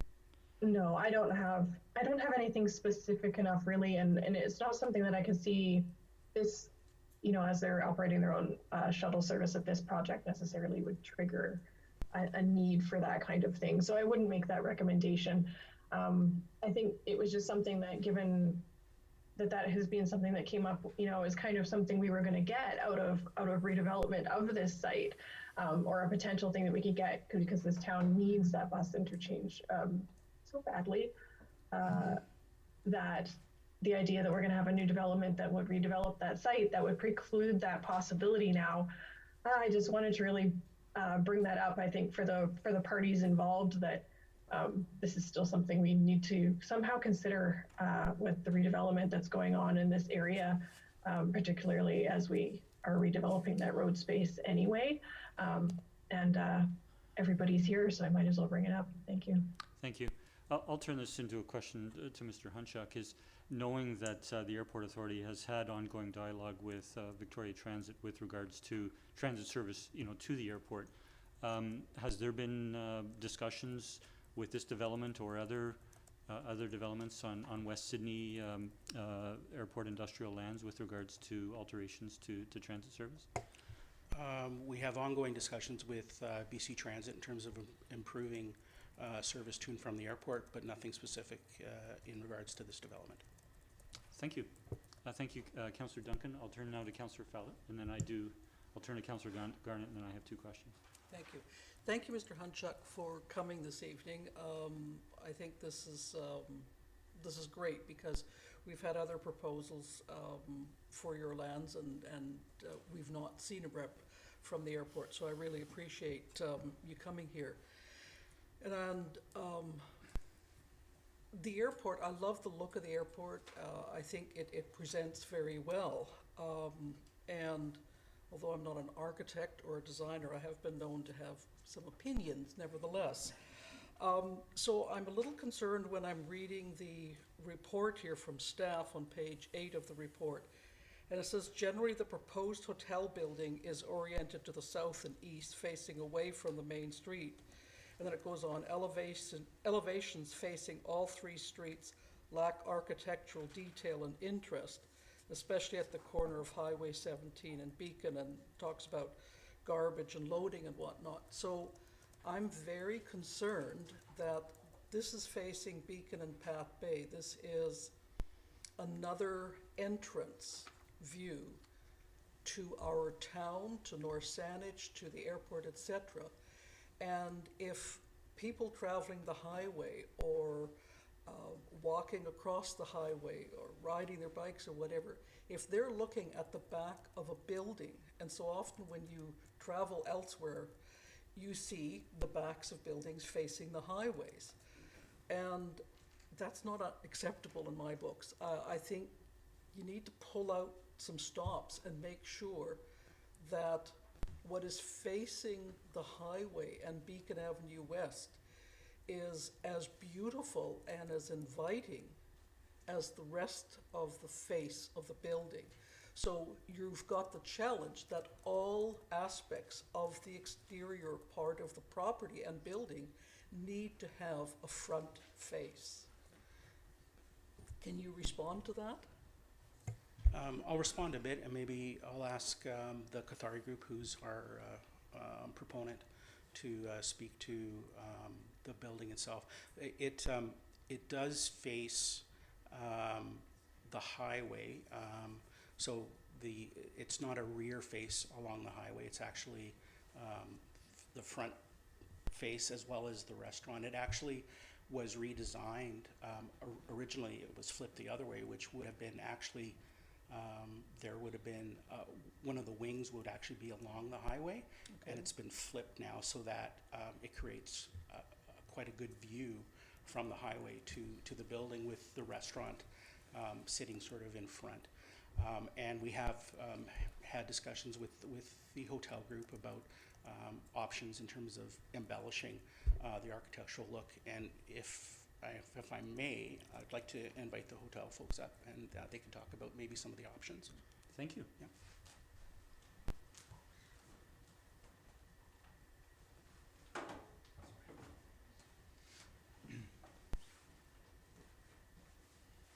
Good evening. Good evening. About Beacon, definitely. First, I want to clarify one question: is that garbage itself actually is not outside the building. Actually, we build an inside compartment room just for our garbage area, so that won't be visible to the public on the Beacon side. And definitely, it's a great idea from Councillor for the designing of the Beacon side. We're gonna take another look, but at this moment, even on it's the back side of the building, but it's still, just for now, it looks okay, but definitely if it's an improvement need to be done, we definitely can look into that further, for sure. Okay, so one of the things you said was not visible, and I would really like to see more than just not visible, as in Of course. it being screened. That sort of is like, okay, we put a screening around it, so it's okay. I have an expectation for our town that when we see that, what am I looking at, southwest corner of that intersection, that it wows you, whether you're on foot or you're driving by or whatever, or even if you're on a plane coming down, that you see that and it excites you. And I'm going to be really honest and say, what I've seen here in the drawings of the building, the design is, maybe it doesn't transfer well into these pages, but it looks uninspired. I don't see what I see here. Maybe this is not a good representation, but the building is dark and flat and uninspired. And I think we deserve more than that. And I think the airport deserves more than that. So if I'm not seeing the real thing properly, then I'd look forward to seeing it somehow else. And I'll take a ride over to the airport tomorrow. And if the storyboards are there at the airport with the pictures of the building, I hope to be wowed. But what I'm getting here in my package leaves me really uninspired and leaves me concerned that we're going to have something utilitarian that meets a financial plan and a business plan, but does not meet the vision for the town that this hotel is in. Sorry, I'm being really strongly opinionated here, but there you go. No, I appreciate that. I'm I not appreciate going your for re-election, suggestions so I there. can Yes, say it. definitely we can. Yeah, again, just one clarification on the garbage. For sure, it's not, we don't have a fence there. Especially, basically, the garbage room is inside of the building. So it's not going to be seen there. But of course, we take seriously on your opinion there. We're going to definitely take a look, work with the airport authority and our own architect to see if there's any better improvement we can do. Thank you. We I definitely appreciate gonna that. report back to you guys. Thank you, Councillor Fellett. Councillor Gunnar. Thank you, Mayor. and I'm not sure if you're the gentleman to ask the question to or not. I can sit down there then. Was there any consideration given to, in the planning of this site, making something less? And what I mean by less is not so much in the size, but allowing for less units perhaps, and providing more green space alongside it.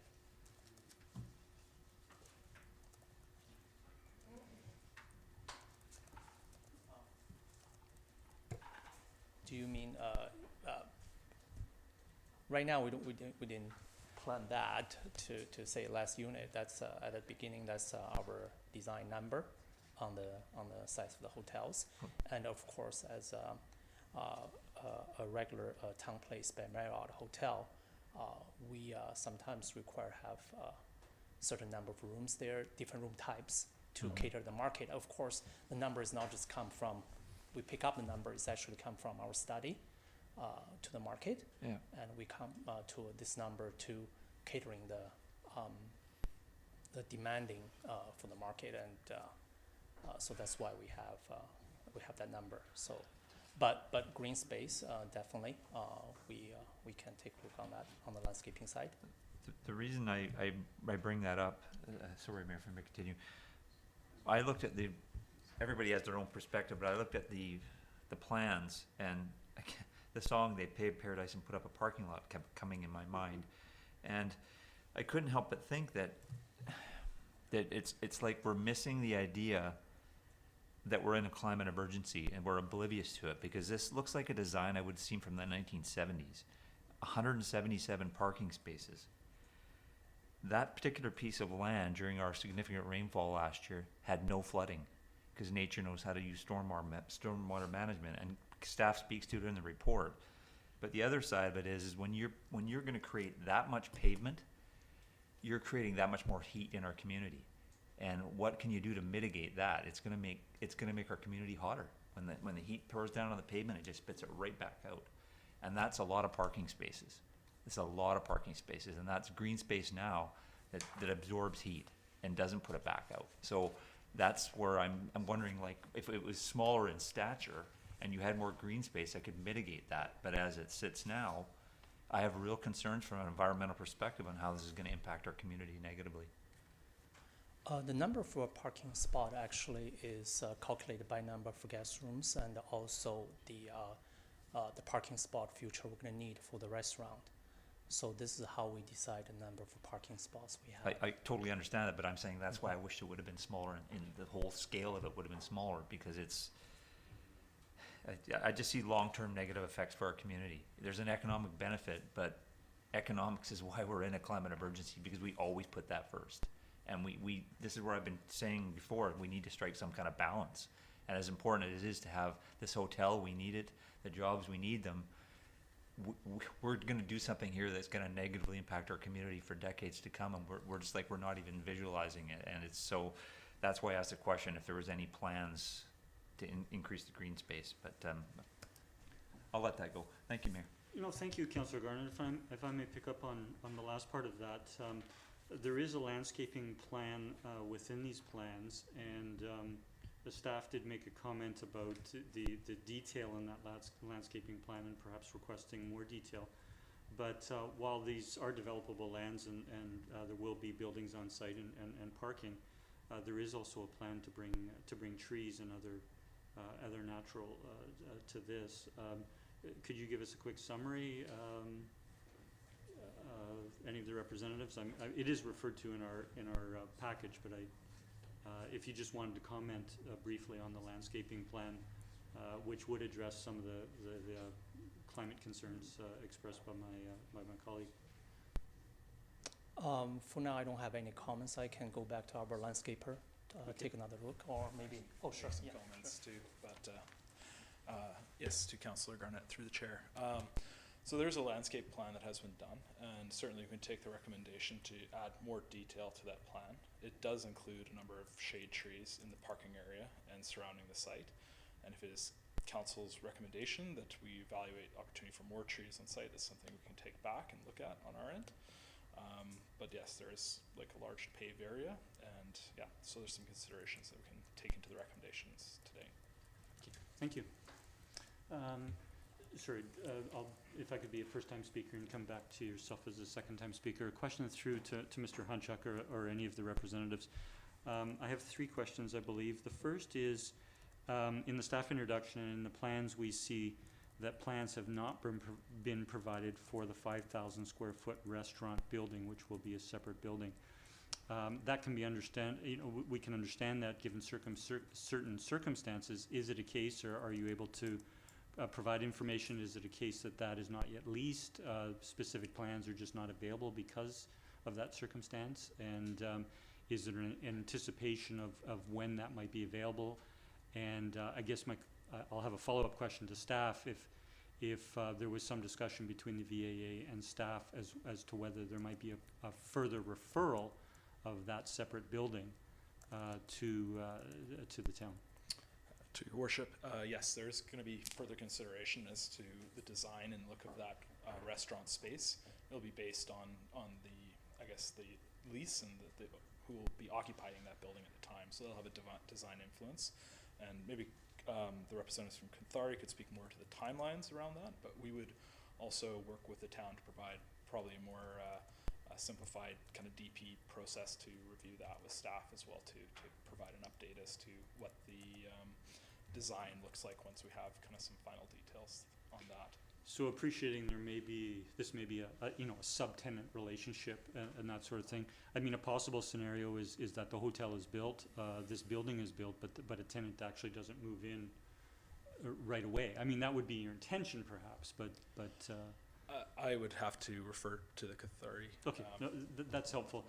I'll go to my next question if I might, and Mr. Hunchuk did answer, I believe it was a question from Councillor Rentoul about the Watt traffic study, and that revisions to that study are currently underway. And sorry, I didn't catch what is anticipated in terms of when that would come to the town.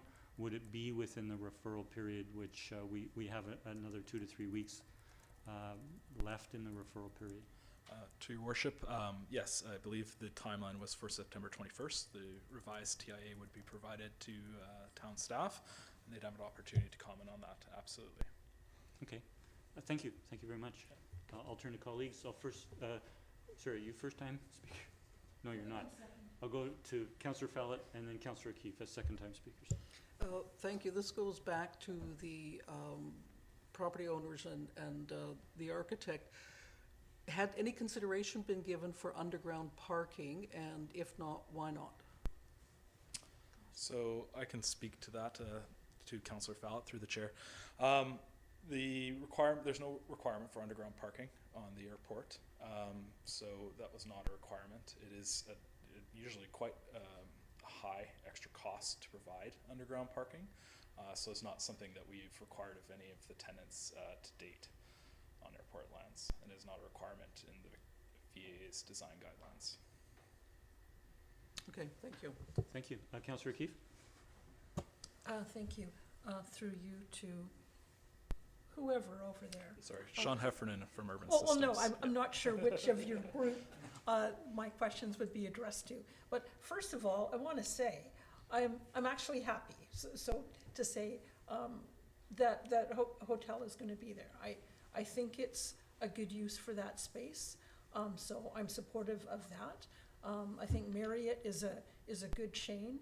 We've heard for years from our local business community, especially the Mary Winspear Center across the street, that they've said, we could do more conventions, we could get more people coming here, but there's not enough hotel rooms.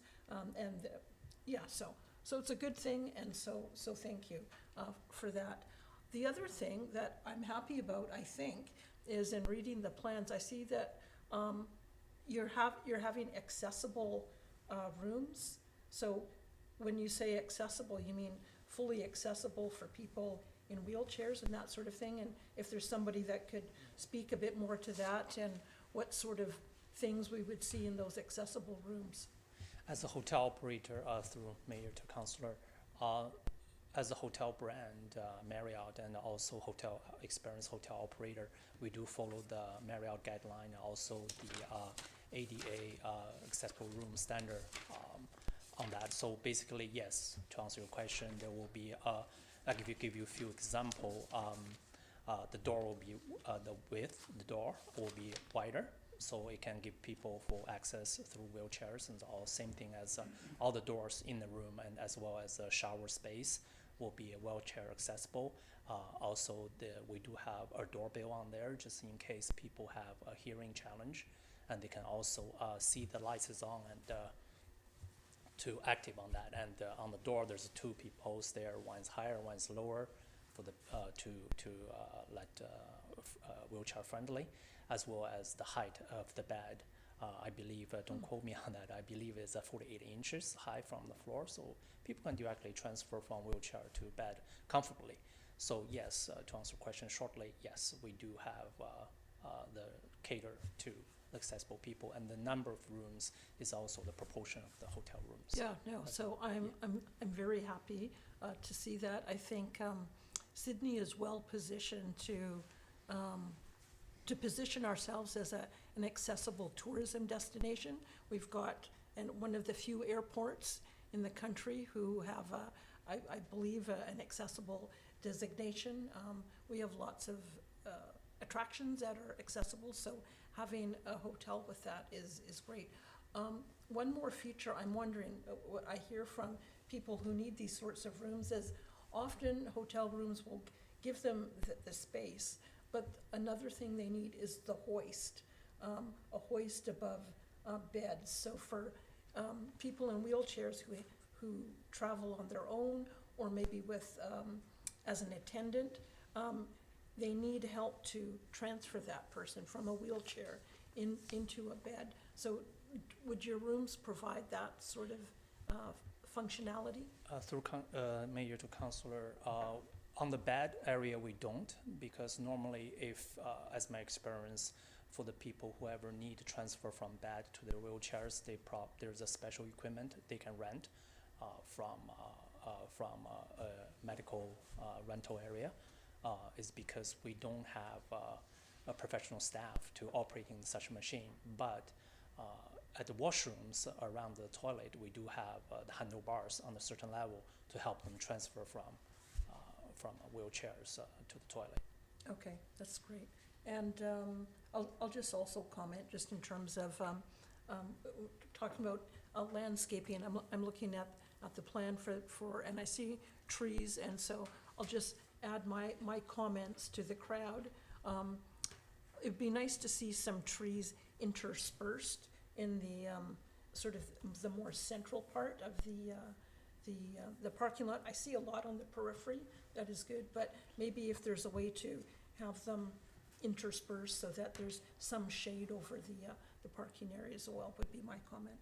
And yeah, that's good. Getting back to being inspired by the building. You know, if you haven't already, take a walk along our waterfront and get inspired by our ocean front and our views. And it would be nice to have that seaside character kind of captured in your design. So I'll definitely spend some time there. Thank you. Thank you, Councillor O'Keefe. Are there any further questions from the representatives from the Airport Authority? I appreciate, I have a question or two from staff. I appreciate other councillors may as well. Seeing no others, I want to thank Mr. Hunchuk from the VAA.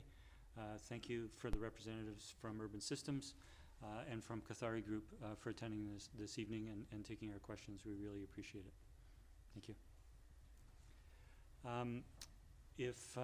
If councillors don't have any questions from staff at the moment, I do have a couple. My first question is in the staff report, and I'm going to have to turn to it here.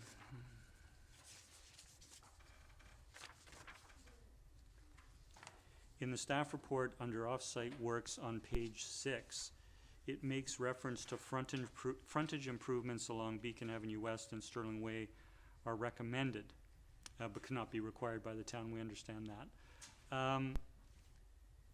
And we saw elsewhere with regards to frontage improvements, including curb and gutter. We did have a question from colleagues through to the VAA and had a response to that tonight. In the recommendation, and so those frontage improvements are in accordance with our OCP or zoning bylaws. But in the recommendation, it says that the VAA, it's a recommendation that the VAA requests the applicant to provide, number 2, that frontage improvements for the development should include improvements to Beacon Avenue West and Stirling Way to the standard identified in the Beacon West traffic study. I don't recall particularly what those were, but I'm wondering if there's a particular reason why there isn't reference to the frontage improvements we typically require within our bylaws. Yes, thank you. Through the mayor, I'd like to defer that one to Ms. Clary if she's able to provide some more clarification on the Beacon Avenue West traffic study and how that might be different from our standard frontage improvements there. Thank you. Thank you. Good evening, Ms. Clary. Good evening, Mr. Mayor. So typically for the west side, we would look to the West Side Local Area Plan to see what frontage improvements were described in that plan. I'd have to go back and look, but I don't believe there was specifications for this particular area on Beacon Avenue West, which is why we are referring to the Watt Beacon West traffic study, which is the more up-to-date. It has more up-to-date traffic information. It includes double left turn lane onto the highway from that location.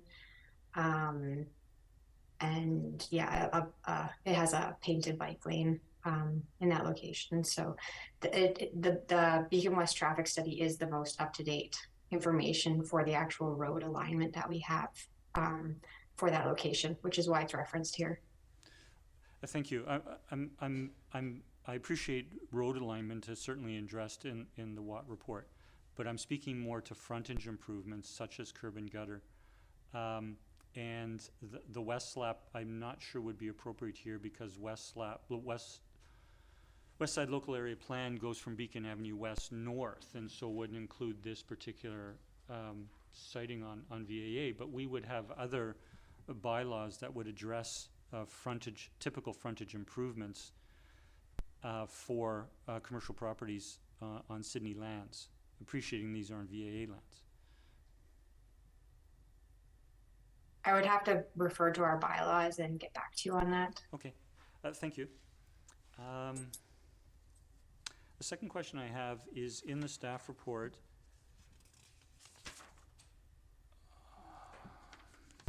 Bear with me here.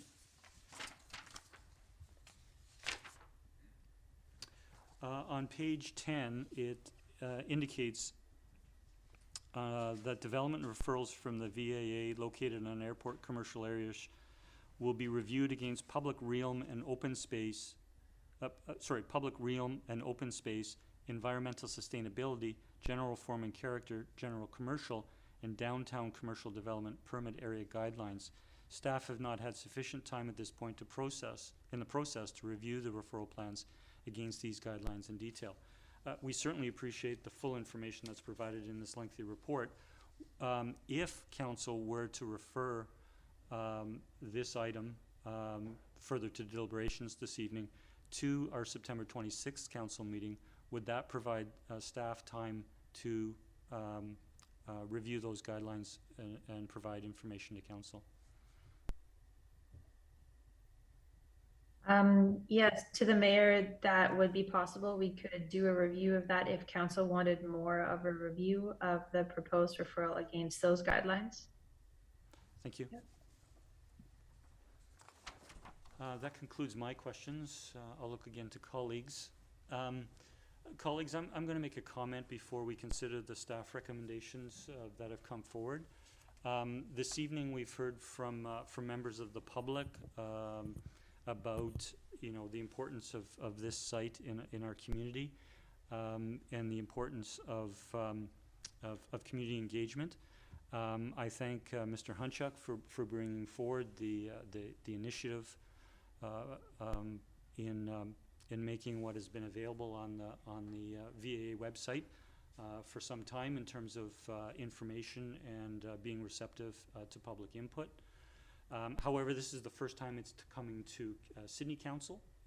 It has been with staff for review, but it is the first time coming to Sydney Council.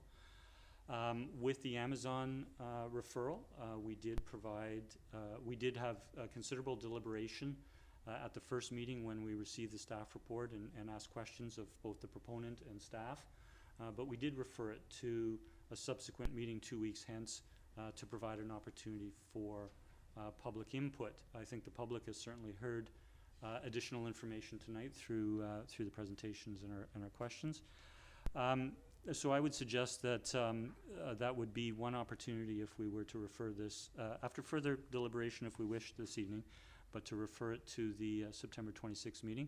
I think the second is we've now have an indication from the VAA representatives that revised WAT report will be provided, particularly with the important Stirling access to Stirling and Beacon Avenue West.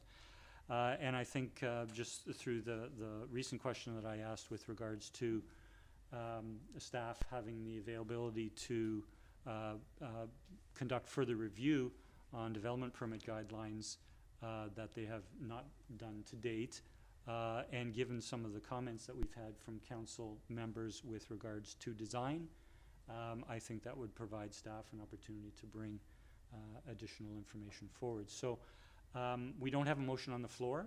The next step would be to consider putting the staff recommendations, which there are 7. We could consider amendments, we can consider removing them, or we consider additions to that, which would involve further discussion and possible questions with staff, or we could look to refer this to the next meeting with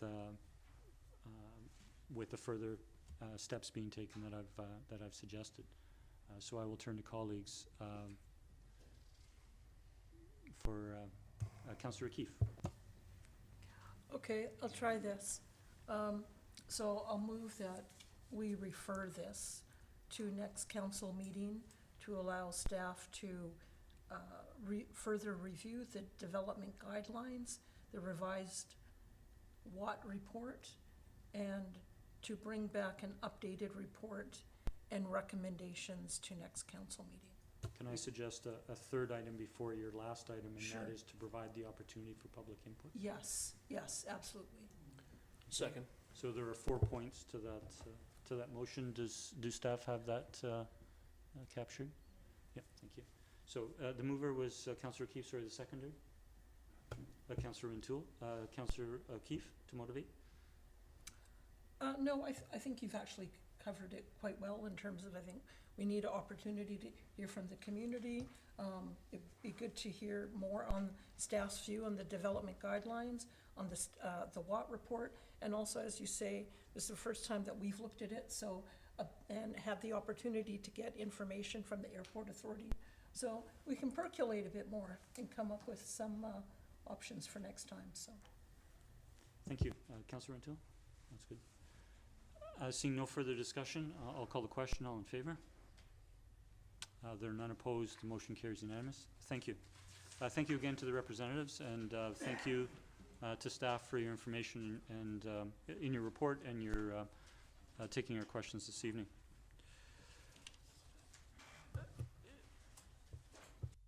If I might, Council, I'm going to we've been meeting for 2 hours and 40 minutes. I'm going to call a 5-minute recess for Council. And to members of the public, we will resume at approximately 8:45. Thank you.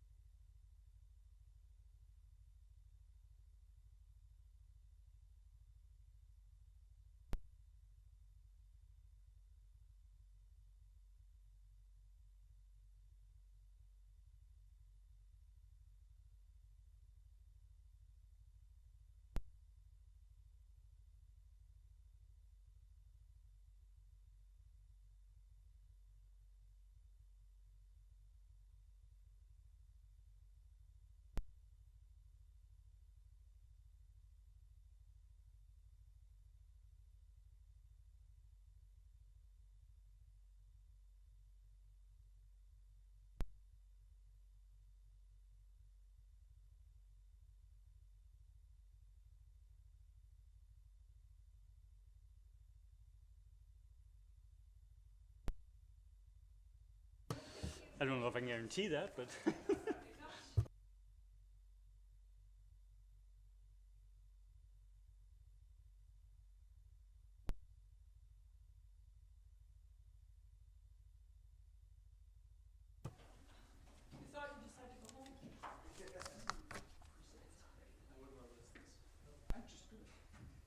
My apologies to the members of the public.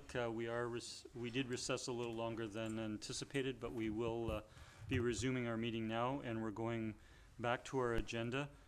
We are now on item 13B under staff reports, which is the subdivision application number SA 100218, the waiver of frontage requirement at 2549 Shoreacres Road, and I would turn to Ms. Verhagen for an introduction, please.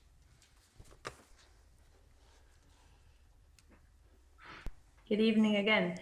Yes, through the mayor to council, this is a request from the property owner to waive the requirement that all properties subdivided have a minimum of 10% of their perimeter fronting onto the street. Just given the shape of the parcel here and its location at the end of a cul-de-sac, the two proposed lots would have Lot A would have about 3% of its perimeter fronting onto Shoreacres, and Lot B would have 3.9% of its perimeter fronting onto the street.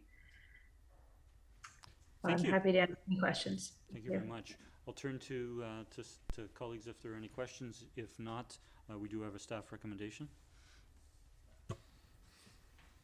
I'll move the recommendation that section 4.1 of subdivision and development bylaw number 1390, that no parcel of land has less than 10% of its perimeter fronting on a street, be waived for proposed lots A and B of the subdivision of 2549 Shoreacres Road. Second. We have it moved and seconded. Discussion, Councillor Rintoul? None. Thank you. Councillor Fallon? No, I'll turn to Councillor Garnett. Thank you, Mayor. I will support the recommendation, but I just wanted to make a point that it talks about no net loss in on-street parking as a result of the subdivision. And while technically that may be true, upon visiting the site, it has a rather large parking area where they could accommodate multiple cars, guests, and whatnot. And when it's subdivided, with our zoning bylaw, they'll only require one space each. So given the size of the lots when they're split, there's a very good chance that on-street parking will be affected by visitors and potentially extra cars in an area that has very congested on-street parking already. Just want to point that out. Thank you. Thank you, Councillor Garnett. Seeing no further discussion, I'll call a question. All in favor? None opposed. The motion carries unanimous. Thank you. And we will next turn to item 13C, which is 4th Street washroom replacement. And I'll turn to Ms. Clary for an introduction, please. Good evening. This report is to provide an update and make some recommendations regarding the 4th Street washroom project. $100,000 is currently in the approved budget for 2022 for the project. Staff did issue an RFP 2 different times to try and procure temporary semi-permanent event type style washroom. We did not receive any bids. We received 1 bid in total, but it didn't meet our specifications. So we're unfortunately moved on to different options. We did some investigation, which was outlined in the report, and we've come to preferred option to proceed with the purchase of a manufactured washroom trailer that was a bit of a custom design by staff to meet our requirements for the site. This option will cost approximately $160,000, which is $60,000 over the existing budgeted amount. The trailer would still be movable, but not quite as movable, as easy to remove as an event style trailer washroom. But if the Anavet site were to develop in the coming years, we could relocate it to another location in Sydney, perhaps a park or another parking lot maybe. That would be determined if the site were to develop. There are several other issues outlined in the report, including awarding the contract to Britco Trailer, who was able to provide a custom quote for the washroom trailer. donating the existing facility to the BC Aviation Museum, who have requested it to use on their site. Their site has a much lower traffic volume, so it would be suitable for that use, whereas Sidney, this 4th Street Washroom location, sees a very high volume of traffic. So it's really maintenance prohibitive, and the underneath of it is in very poor shape. So it's not something that we can really renovate to keep working long-term in its current location for its current use. And then also the report speaks to waiving the downtown commercial development permit guidelines for this washroom, because it is a temporary facility. It would be moved when the Anavet site does eventually develop, and it is more of an industrial use, which would typically be found in parks or on an institutional property. So I'm here to answer any questions if you have some. Thank you, Ms. Clary. I'll turn to colleagues if there are any questions. I'll first turn to Councillor Fallett, then Councillor Garnett.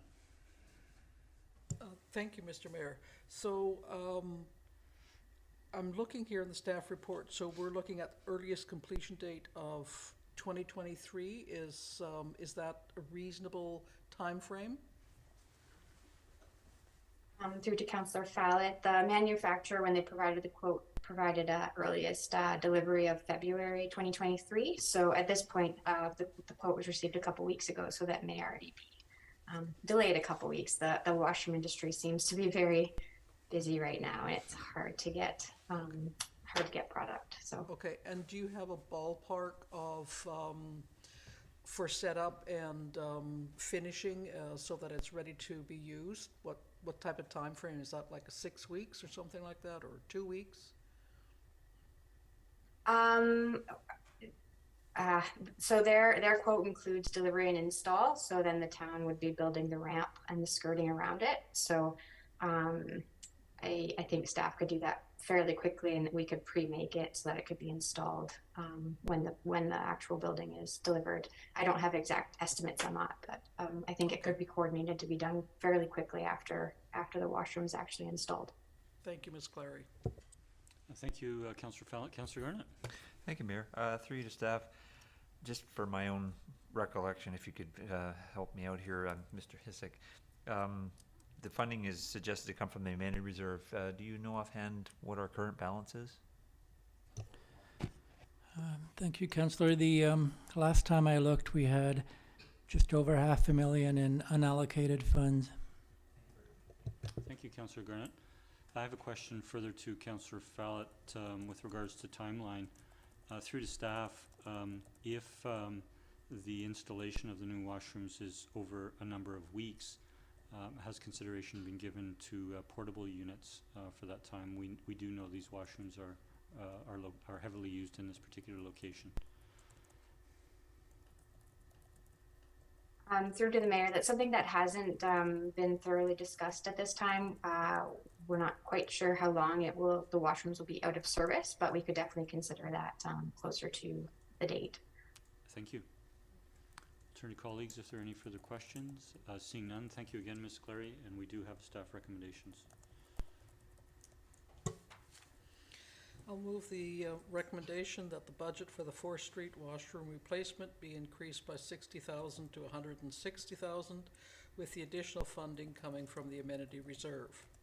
That the contract to supply the washroom trailer be awarded to Britco Box Limited Partnerships for a total cost of up to $114,050. That the existing 4th Street washroom trailer be donated to the BC Aviation Museum as is, where is, and that the development permit requirements for the downtown commercial zone be waived for this temporary washroom. Second. Thank you. Did you wish to move it? So we have it moved and seconded. Councillor Fallett, Councillor Garnett. I'll turn to Councillor O'Keefe. Thank you. Thank you. Just a question through you to staff.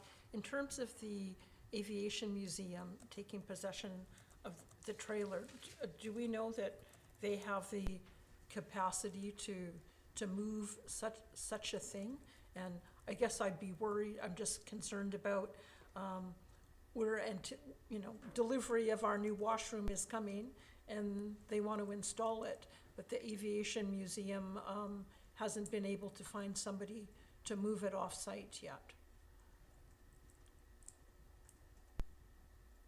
Through to Councillor O'Keefe, my understanding is they, through preliminary discussions, they wouldn't have a problem moving it, but that is something else we would definitely have to sort out closer to the time frame. Right, okay, yeah, thank you.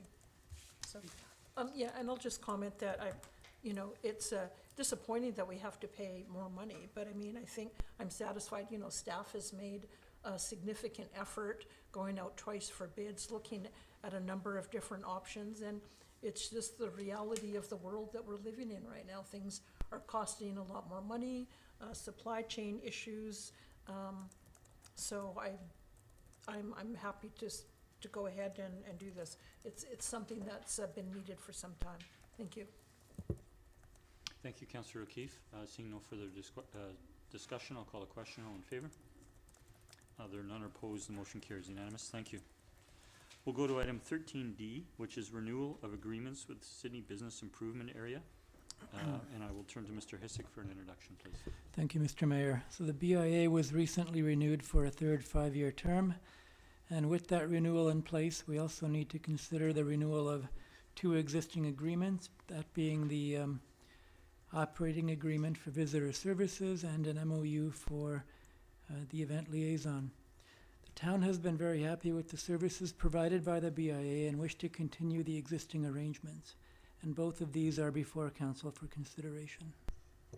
Thank you, Mr. Hissick. I'll turn to colleagues if there are any questions from staff. Seeing none, we do have recommendations. Thank you. If I may, I'll just split the recommendations into 2 separate motions. Thank you, Mr. Mayor. First, I'll move that a 5-year operating and management agreement with the Sydney BIA for visitor services be approved. Second. Moved and seconded. Councillor Renewal? Yeah, thank you, Mr. Mayor, and I'll thank Morgan Shaw, the Executive Director of the SBIA, for speaking this evening and talking to us a little bit about pre-pandemic volume of visitors who we'd seen in the community, and I was impressed by that number, as I recall, as being some 30,000 interactions with tourists and visitors to the community. I can't imagine, this being a time to look, to do away with the service level that we offer, looking to experience recovery from pandemic and encouraging visitors to the community. And I understand, the logic behind the 5-year agreement, in keeping with the recent renewal of the BIA itself and the relationship with the town. So I'm happy to support this motion. Thank you. Thank you, Councillor Renewal. Councillor O'Keefe? Thank you. I'm supportive of the SBIA and the great things that they do for our town and attracting visitors here. But I'm not in favor of the 5-year renewal at this time. And there's a few reasons for that. I think I would like us, well, perhaps the new council, to take a look at reevaluating what we want out of visitor services. And the reason I say that is because when you look at what's going on in the tourism industry, there's been a decline in the use of visitor centers in BC. So in brick and mortar, visitor centers. So for example, the Peace Arch Visitor Center on the mainland, one of the biggest visitor centers in the province, had tens of thousands of visitors a year, and they shut down because more people are doing stuff online.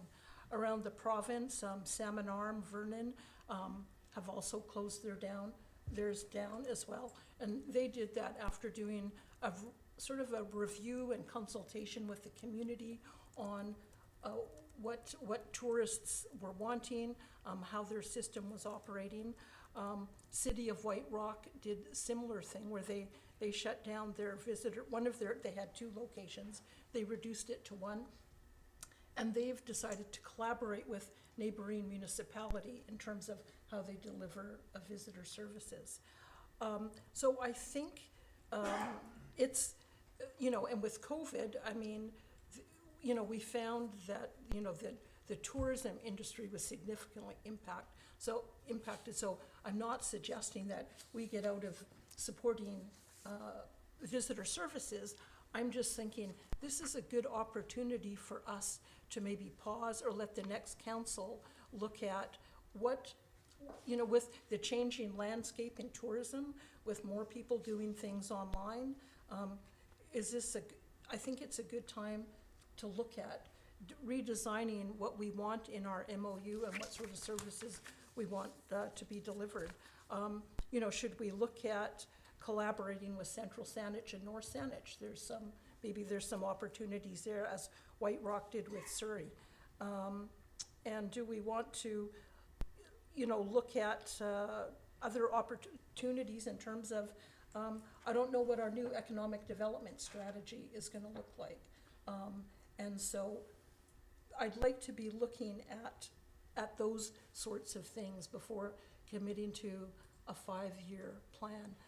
And the last thing, I guess, and it kind of relates to the next one as well, is I need to understand a little bit better, sort of to detangle where the responsibilities lie for the core responsibilities of the SBIA, and then these other things for the visitor center and the event planning, which we'll get into next.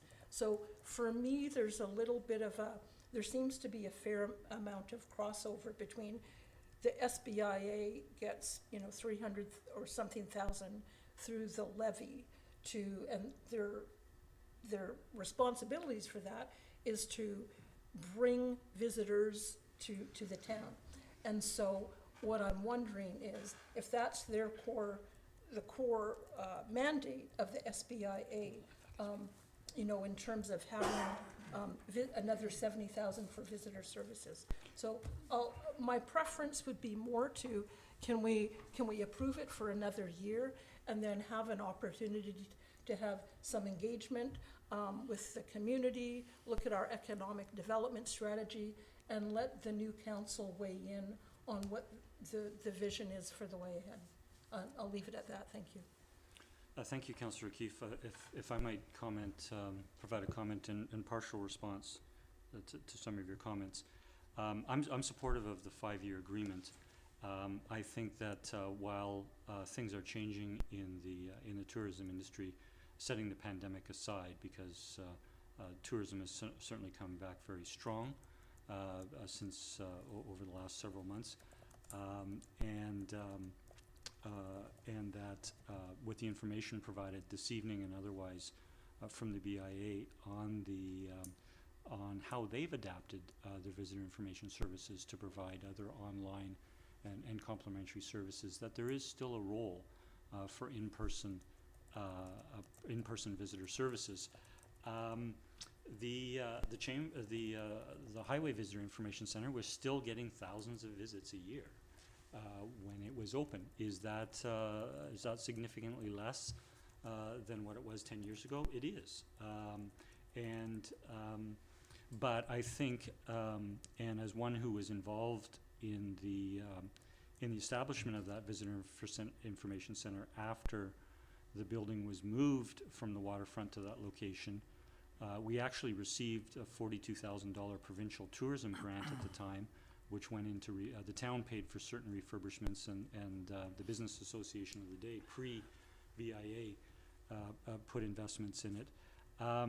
Is that it doesn't say visitor, it says Sidney Information Center on the lettering by the front door, and that was intentional because we appreciated that residents have guests all the time, and they wanted information for their guests, or there was other information, such as the excellent brochure the BIA has recently done on events in Sydney.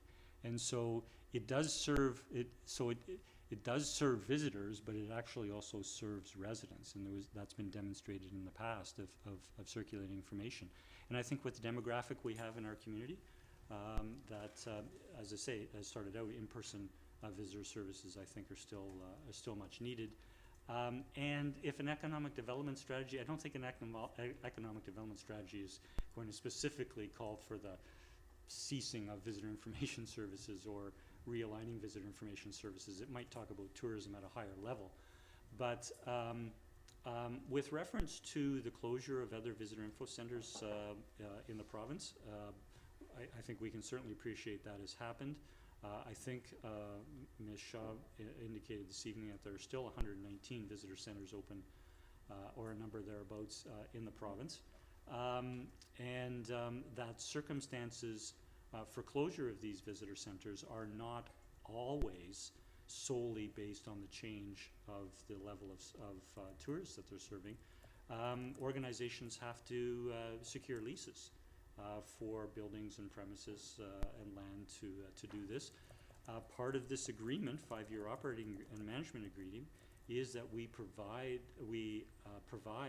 that building at a nominal rent of $1 a year or less to the services, whereas the chamber actually had a lease cost associated with the visitor information center on the highway, and North Saanich was actually contributing to that to part of that visitor information cost, or part of the cost of providing that information service at that location.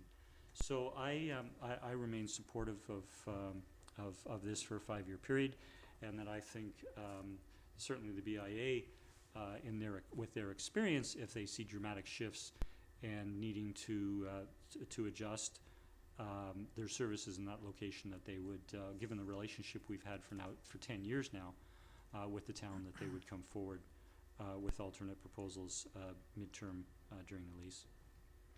With regards to comments about untangling the services that the town supports and the BIA provides, I think that can be better addressed under the second recommendation, so I'll leave to comment on that at that time.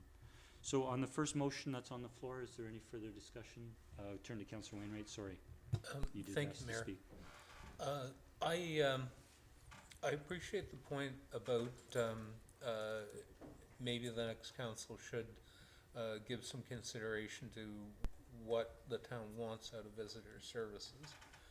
That's not, I don't think, an unreasonable thing, but I don't think 1 year for the operating agreement is reasonable. And it's, the organization needs to, like any other organization, you make long-term plans for some things. So 3 years might be reasonable. 1 year is too short. The other thing I guess I'd say is keep in mind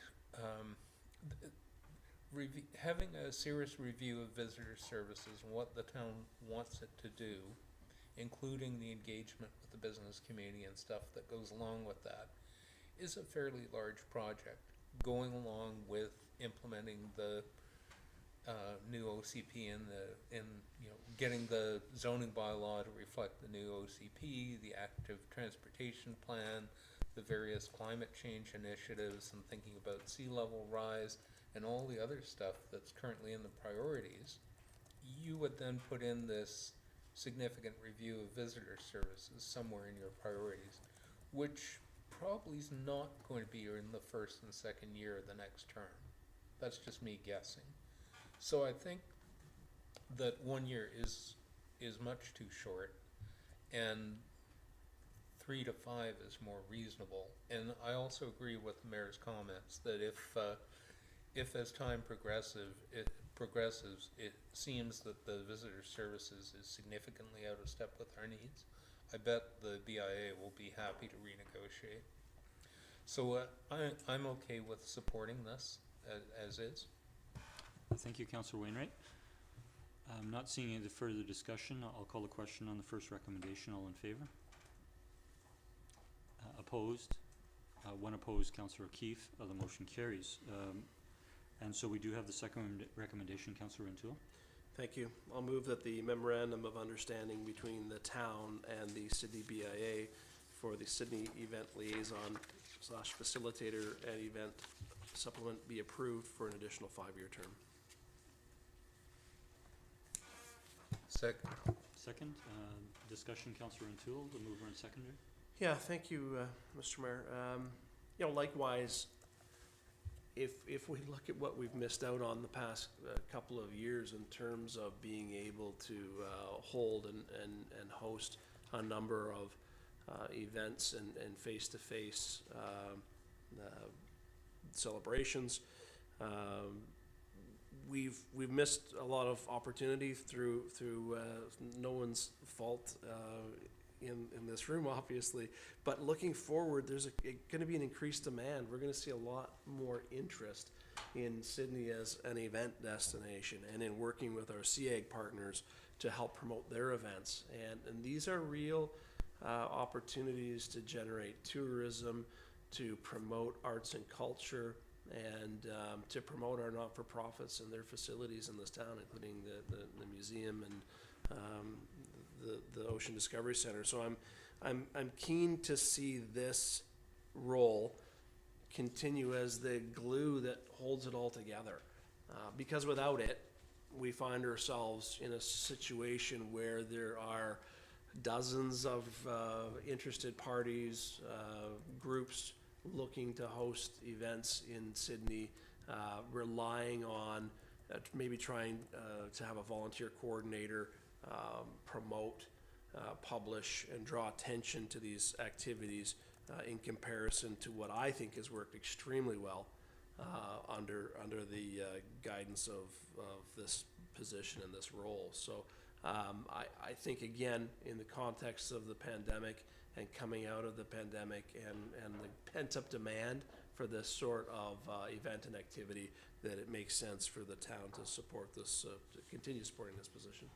Thank you. Thank you, Councillor O'Toole. Councillor Whiting? I'll just add that if we get a new hotel as well, with whatever 144 rooms, hopefully we'll see an increase in the number of tourists and the event activity. Thank you. I would like to comment. I'll be supportive of this recommendation, and I'd like to provide some of the rationale to how and why this was created some 10 years ago. And that was that when the BIA established, it established with a mandate to increase footsteps into the downtown. That is the geographical area of the BIA for the business members that pay the levy. But there was an appreciation that while marketing could be done, marketing and promotion could be done to speak to people within the community and outside the community as far as you want to reach, of all the good things that we have to do in Sidney, that a way to bring additional footsteps into the town in general, into the downtown, but into the town in general, was to increase the attendance at existing events and to look at creating new events. And that if you did that, that there would be a mutual benefit to the business community in terms of having additional footsteps, but there would be benefit to the community at large, to the 12,000 residents, because they would be attending events that could be on a larger scale or have more, more participation, more involvement. And that is what actually has unfolded over the last 10 years. The Sidney Event Advisory Group, quite frankly, it was one of the most brilliant things that came forward, because it brought the community leaders from all of those organizations that are listed in the staff report together for the first time. They met on an ad hoc basis, but this brought them together. One of the first things that we did was synchronize schedules so that events weren't being held at necessarily the same day or the same time. And now we see that the synergies is we can actually have a market on a Sunday and a concert on the waterfront and an auto show on the main street. So at one time there was a concern about, okay, we should do one of these one day, one another day. But through the collaboration that has happened between these organizations, we've actually improved. I think there has been success in what the original mandate was to bring additional footsteps into the downtown.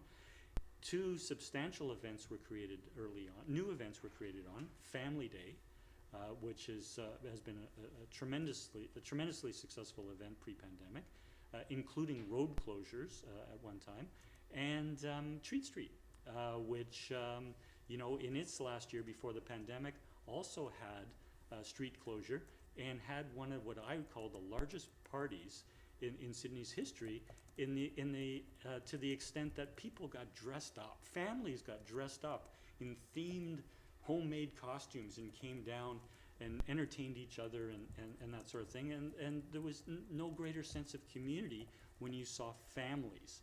And the seniors were coming down just to enjoy the vibe and a few candies. But so, you know, I'm going on about this, but I think it's been successful to address what Councillor O'Keefe raised under the previous motion, which is what is the crossover or between the responsibility of the BIA and while the town is supporting. And quite frankly, we're 50-50 partners. We're 50-50 partners in creating the event supplement that is outlined in the report, that brings on short-term contractors to help organize those particular events, whether it's Treat Street or Family Day or Christmas or the other ones in the report. And the other is we're sharing the cost of this Sydney event liaison facilitator, because there is benefit to the BIA, but there is also benefit to the larger community, and that's why the town is participating. So I'll leave my comments there and turn back to Councillor O'Keefe if there are no other first-time speakers. Thank you. So I'm not supportive of the motion for a few reasons. And part of it is, it's never been clear to me from the beginning, what is the value that we're getting? And I know the mayor has talked about, you know, we've got extra events and things, but my understanding of how things have been over the last 4 years, part of that is informed by my experience organizing events at the museum and for a short period of time on CEAG myself. And so, for example, the museum was the ones that started Family Day, and they did that. They were doing their Lego thing. The museum was the one who expanded that to the community, and the SBIA jumped on board as well, and I think provided some funding for marketing, that sort of thing. The comic book hero exhibit and the Comic Con, that was something created by the museum, and we didn't hire people to do that. We just did it. We coordinated it. We developed the marketing plan.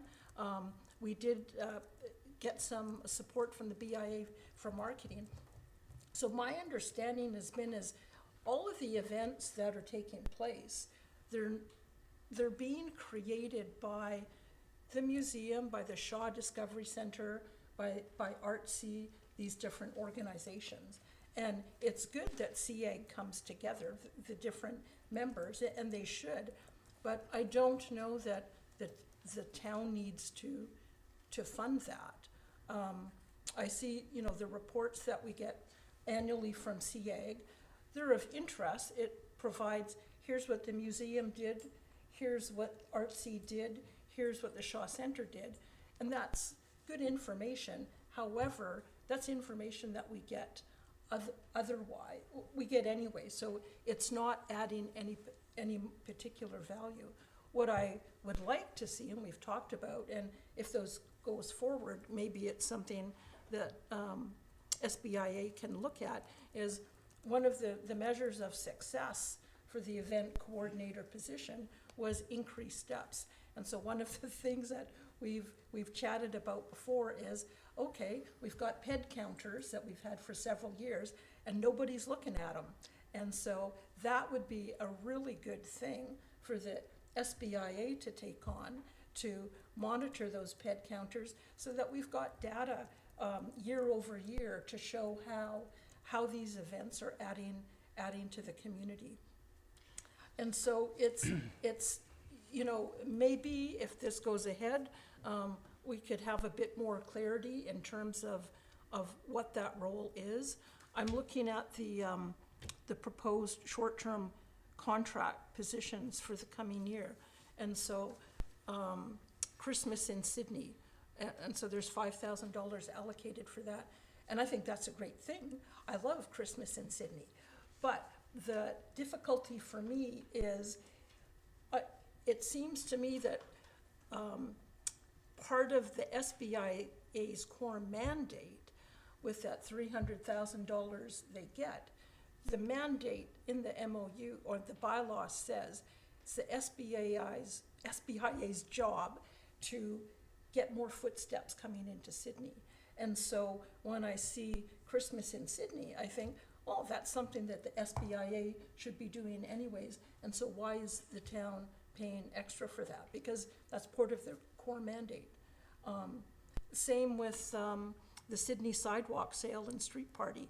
To me, that's something that I would think that the SBIA would be doing as a regular part of their core function in order to bring more visitors to the town of Sydney. Seaweed Days, I'm not sure about. We had a request to fund Seaweed Days, and we turned that down because we didn't think it was appropriate. So, and then also Salish Sea Lantern Festival, that's the community arts, and we have already a program, our grants and aid, where organizations like this can come and get funding. So what's fuzzy for me is there seems to be, needs to be more delineation between what is the core function of SBIA and what they should be doing, and what is it that we're getting extra out of this? And that's not clear to me. Thank you, Councillor Keefe. Are there further speakers? Seeing none, I'll call the question. All in favor? Opposed? We have 2 opposed, Councillor Fallot and Councillor Keefe. The motion carries. Thank you. I'll next turn to item 13E, which is National Day of Truth and Reconciliation and a sponsorship opportunity for the South Island Powwow. And we have a recommendation. I'll move that the town of Sydney become a silver sponsor of the South Island Powwow, contributing $5,000 to the event. Excuse me, Mayor, I was wondering if I could ask a question of staff before we do We can ask the question after it's Sure. seconded. Okay, thanks. I mean, it's seconded for discussion. It pertains to the recommendation because there's something that's in the report that says different than the recommendation, so I'm trying to seek clarification. Certainly. If I'll ask the mover to hold their motion, and please proceed with the question. Yeah, sorry, if through you to staff, Mayor. It says that staff are recommending the gold level, and then we're talking about the silver sponsor, so I'm confused as to which one we're actually. Through the mayor to Councillor Garnett, that was a typo. It is the $5,000 silver Okay. sponsorship. Thank you. Thank you. Appreciate the clarification question, Councillor Garnett. We'll turn to Councillor Wainwright. Sorry, do you have a question, Councillor Keefe? Please go ahead. Thank you. Through you to staff, I'm wondering if staff, I should have asked this before Morgan left, but in the SBIA proposal for spending of their allocation, they're looking at $4,000 for National Day for Truth and Reconciliation. So are we coordinating with them in terms of they're planning something for our town on truth and reconciliation, and they're spending $4,000 on that, and we're planning to put $5,000 into the powwow, which is fine, but I'm just wondering, is there some conversations going on between how the town generally is, like, I'm not sure what the $4,000 that the SBIA is doing, if that relates to the powwow or if it's something different. Please, I'll turn to Ms. Judson, and then I have a comment.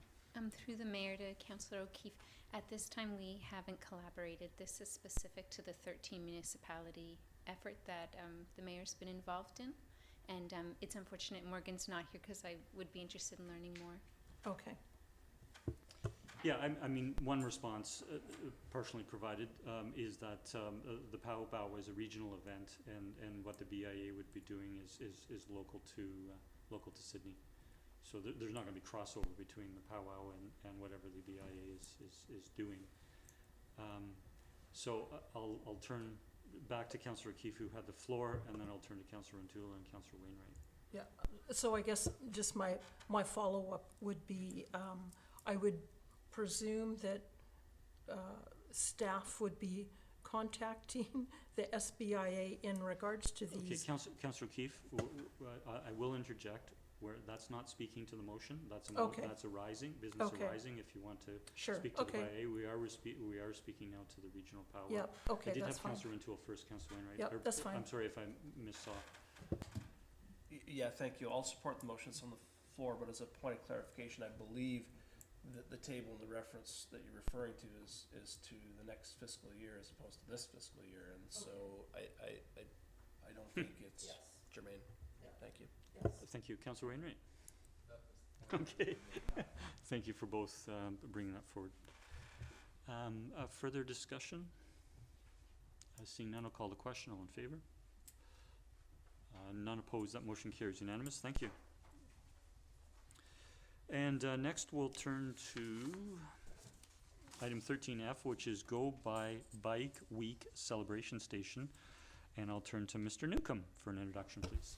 Thank you, Mr. Mayor. So this event is previously known as Bike to Work Week. It's now been rebranded as Go by Bike Week. Happens twice a year. It's organized by the Go by Bike BC Society, and locally it's delegated to Capital Bike. So Capital Bike has contacted the town and requested if we're interested in sponsoring what's called a celebration station. I believe it would be the first time on the peninsula that this has happened. Staff sees some benefit here in terms of our climate action program. Transportation is a big source of emissions in the town, and this would sort of help create awareness of that and get people interested in cycling. The request came fairly late this year. District of Central Saanich had already decided to sponsor a station. Going forward in the future, we'd look to coordinate with the peninsula municipalities on cost sharing for a station, potentially.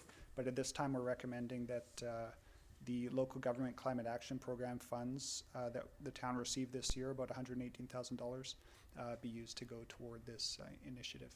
Thank you. Thank you, Mr. Newcomb. I'll turn to council if there are any questions from staff. Councillor O'Keefe? Sorry. Please. A question through you to staff, and maybe it's, had we identified a specific location where we would set that up? Or? Yeah, through the mayor to Councillor O'Keefe. I don't think it's been finalized yet. Oh, okay. I think in the past we've discussed the roundabout, kind of off to the side of the roundabout at 5th and Ocean, as being sort of on the junction of the Lochside Trail, but I don't believe it's finalized yet. Okay. Yep. Okay. Thank you. Thank you, Councillor O'Keefe.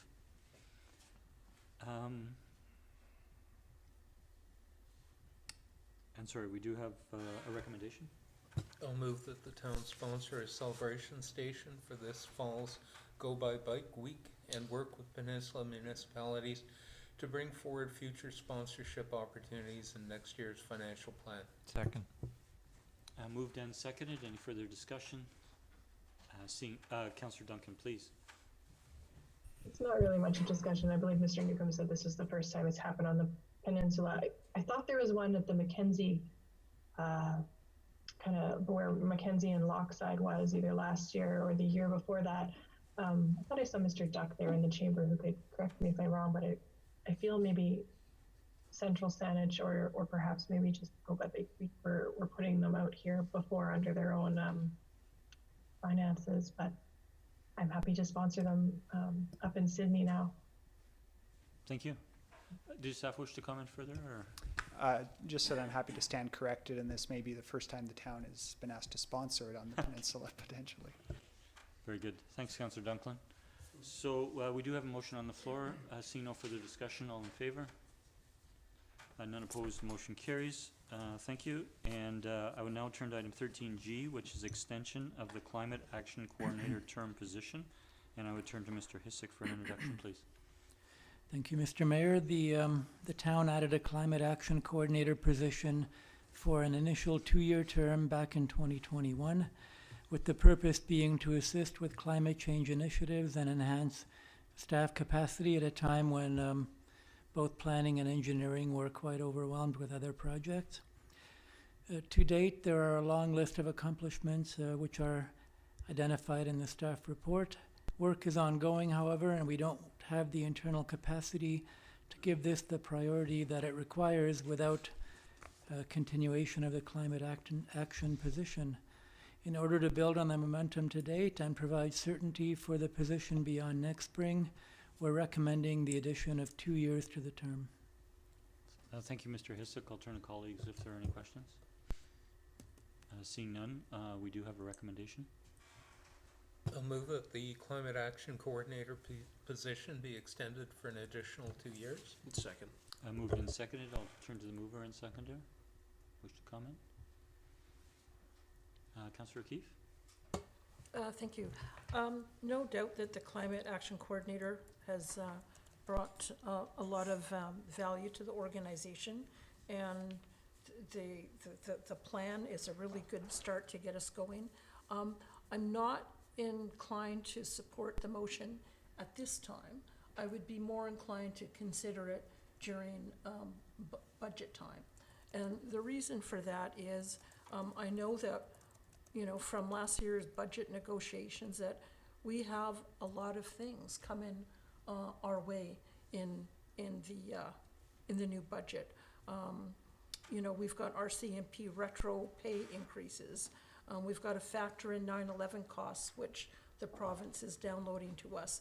We waived business license fees so that we're going to have less income from that.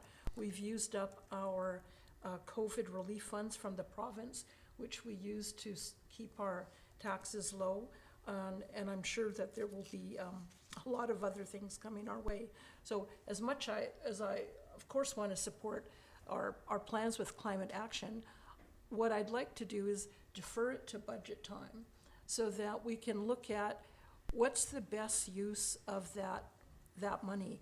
Is it to have somebody on staff, or would it be better to use those monies for things like upping the amounts that we're going to provide to the community for heat pumps or energy retrofits, that sort of thing? One of the things I got from reading the climate action plan is that the town itself is really a small emitter in terms of greenhouse gases. It's more the community out there that we have to get changing their ways. And so that leads me to want to put less into a staff person and be able to have more money to put out to the community to help them adjust. So whether it's, like I say, more heat pumps, more energy efficient things in their houses, using that money to have more EV stations around the town. And in terms of moving the plan forward, when I looked at it, most of the actions that are outlined in the plan are allocated to already other people in the town. So, for example, the engineering department and the planning staff, there's already a number of things. So I think that there's significant momentum to at least keep those things going. And so I'd like the new council also to be able to weigh in on this during budget time. So as much as I'm supportive of climate action, I don't know that I'm not supportive to extend the position now, but I'd be willing to consider it at budget time. Thank you. Thank you, Councillor O'Keefe. I'll turn to Councillor Renewal, then to Councillor Duncan. Thank you, Mr. Mayor. I'm supportive of the recommendation and for a number of reasons. It's a contract position, and I think it's a very challenging environment to retain staff, let alone contractors, I suspect. And I feel like, I know personally speaking, I've been very impressed with the individual in this position, and I'd like to see us send a strong signal that this is an important role for the town of Sidney, and we've declared a climate emergency. We've got a number of initiatives that have been identified, and we need someone to champion them. And what remains paramount on that list of initiatives for this individual in my mind, and it's certainly identified in the list of accomplishments to date, is applying for grants, submitting grant applications. without a dedicated individual to pursue those grants, I think we run the risk of A, even knowing that those opportunities are out there, and B, effectively pursuing them. And without grant funding, a number of the initiatives that we may have identified to different departments and different individuals within the organization, probably that process is moot because you know, we're not taking advantage of grant applications to make it happen. So you know, while I appreciate the suggestion to look you know, critically at this in light of budget season, and I agree it's going to be you know, a challenge for us in some areas. I don't see how you declare a climate emergency and look for action items and not have someone to sort of spearhead and pull that all together. So I'll continue to support this motion that's on the floor. Thank you. Thank you, Councillor O'Toole. I'll turn to Councillor Duncan and then to Councillor Wainwright. Thank you. I'm also supportive of this motion, and Councillor Rentoole's points were very much where I would be thinking too regarding applying for granting, and that being a huge factor. And maintaining staff is huge. Everywhere is facing staff shortages right now, in large part because we haven't really planned for succession planning as a society, really. And that we, you know, making sure that positions are being filled and that good staff are being retained and given the incentive to be retained rather. I mean, this is a contract position, which is kind of what people of our contractors generation get. And being able to give more security kind of ahead of time is, I think, something that we should be aiming for rather than continuing to push it off and make it more contingent and make it so that we have a very qualified person who has done a very good job, who, you know, would have a good incentive to leave and get a more stable job if we give the message that it's going to be this contingent. And I don't want to do that. Finding good staff is very difficult. And based on the list of things that we've had done, we have good staff. And the message I'm getting from the staff report, and in terms of their expression of hoping to continue having this staff person, is that it lightens their load considerably. And we know that their load is very, very heavy and is likely to remain that way. So this is not something like a superfluous position. This is clearly something we've embedded in our OCP, all throughout the OCP and our climate action plan, that everything is to be looked at through a climate lens. And this staff person, therefore, is, you know, integral to having somebody on staff who is looking at everything through the climate lens. And our staff may not either have the time, but more likely the expertise to do that, whereas she does. There's a man who wrote a really good article for Strong Towns about you know, city planning and planning climate change, and they'd ask people in the town what they should do, and, you know, what are your ideas to mitigate climate change? And they started saying things like, well, put in windmills and put in solar panels. We need more solar panels and bike lanes. And, you know, he thought, well, gee, as a city planner and a staff person, I can't believe I hadn't thought of solar panels with my, you know, master's in environmental design. And so the idea that is that to be able to have the staff do what they do best, which is knowing what we should do to mitigate the climate change and the adaptations based on their expertise. And that is the most efficient thing we can do with that money, is make sure that they understand what we really need and what is really possible and what the highest benefit things are. Putting more money into a fund where it would just be directed by council who are not necessarily experts on climate change, or our other staff who are not necessarily either or, per, you know, public ideas about what the trendiest thing is that they've heard of somewhere else that might not apply here at all or might not actually meet our target, is going to be an inefficient use of it. And we also know that the funds we did set aside for the heat pumps, which while used, was not, people were not clamoring after it. And so I don't feel like we've got a shortage of money going towards funding things for the public right now. What we really need is is that person who's going to be able to say, here's something that we can do that is of high value. And possibly that might mean getting grants to help the public make accommodation in some other way. But in all likelihood, it's going to be the really big things like building bike lanes that let people transfer to active transportation modes. And that's not something that we can fund directly to the public, that's something that we need somebody to help us on staff with the planning and doing that plan. So I'm very much supportive of having a staff person here and not making this sound like it's something that could be revoked come budget time. And I'd like to give her that certainty right now. Thank you. Thank you, Councillor Duncan. I'll turn to Councillor Wainwright. Thank you, Mayor.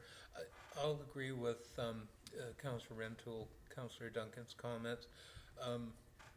It is, you know, in this climate, somebody who's got a set of skills like dealing with climate change is in relatively high demand. There are a lot of openings available, like people are clamoring to fill them. This is a term position, and it's a 2-year term ending mid-May of 2023. That's not that long from now. I would be amazed if she's not already looking around at opportunities. And if you leave it until budget time, which is several months from now, that is very close to her term expiring. She will definitely be looking, and if something good comes up, there's a good chance you'll lose the individual and wind up with a gap and spending money trying to hire somebody new. So I support extending the position. Thank you, Councillor Wainwright. I'll turn to Councillor Garnett. Thank you, Mayor. Valid points made on all sides. Hadn't quite made up my mind yet. I have concerns from the financial aspect of it, but I realize the importance of the position as well. I'm a little concerned when I see permanent position listed in the report simply because we've hired higher end staff at a higher cost, and this would be, if it becomes permanent, be I think a third one, and I'm worried about how that's going to impact the budget, not necessarily in 2023, but going forward, not just the one that's going to be difficult next year for whatever council is in this chambers.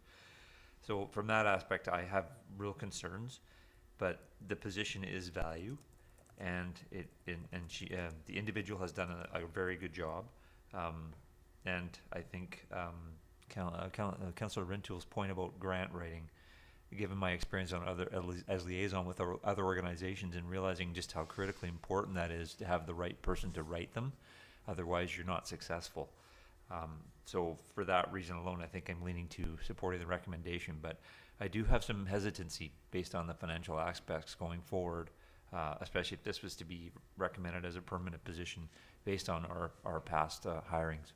Thank you, Mayor. Thank you, Councillor Garnett.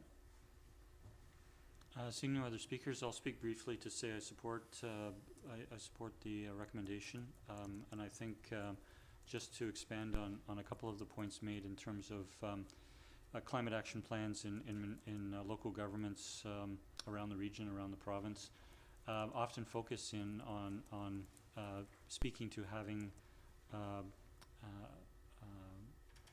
by having the climate lens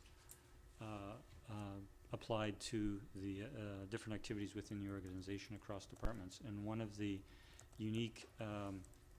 important and unique aspects of the position is that it is a position that does work across departments in the organization.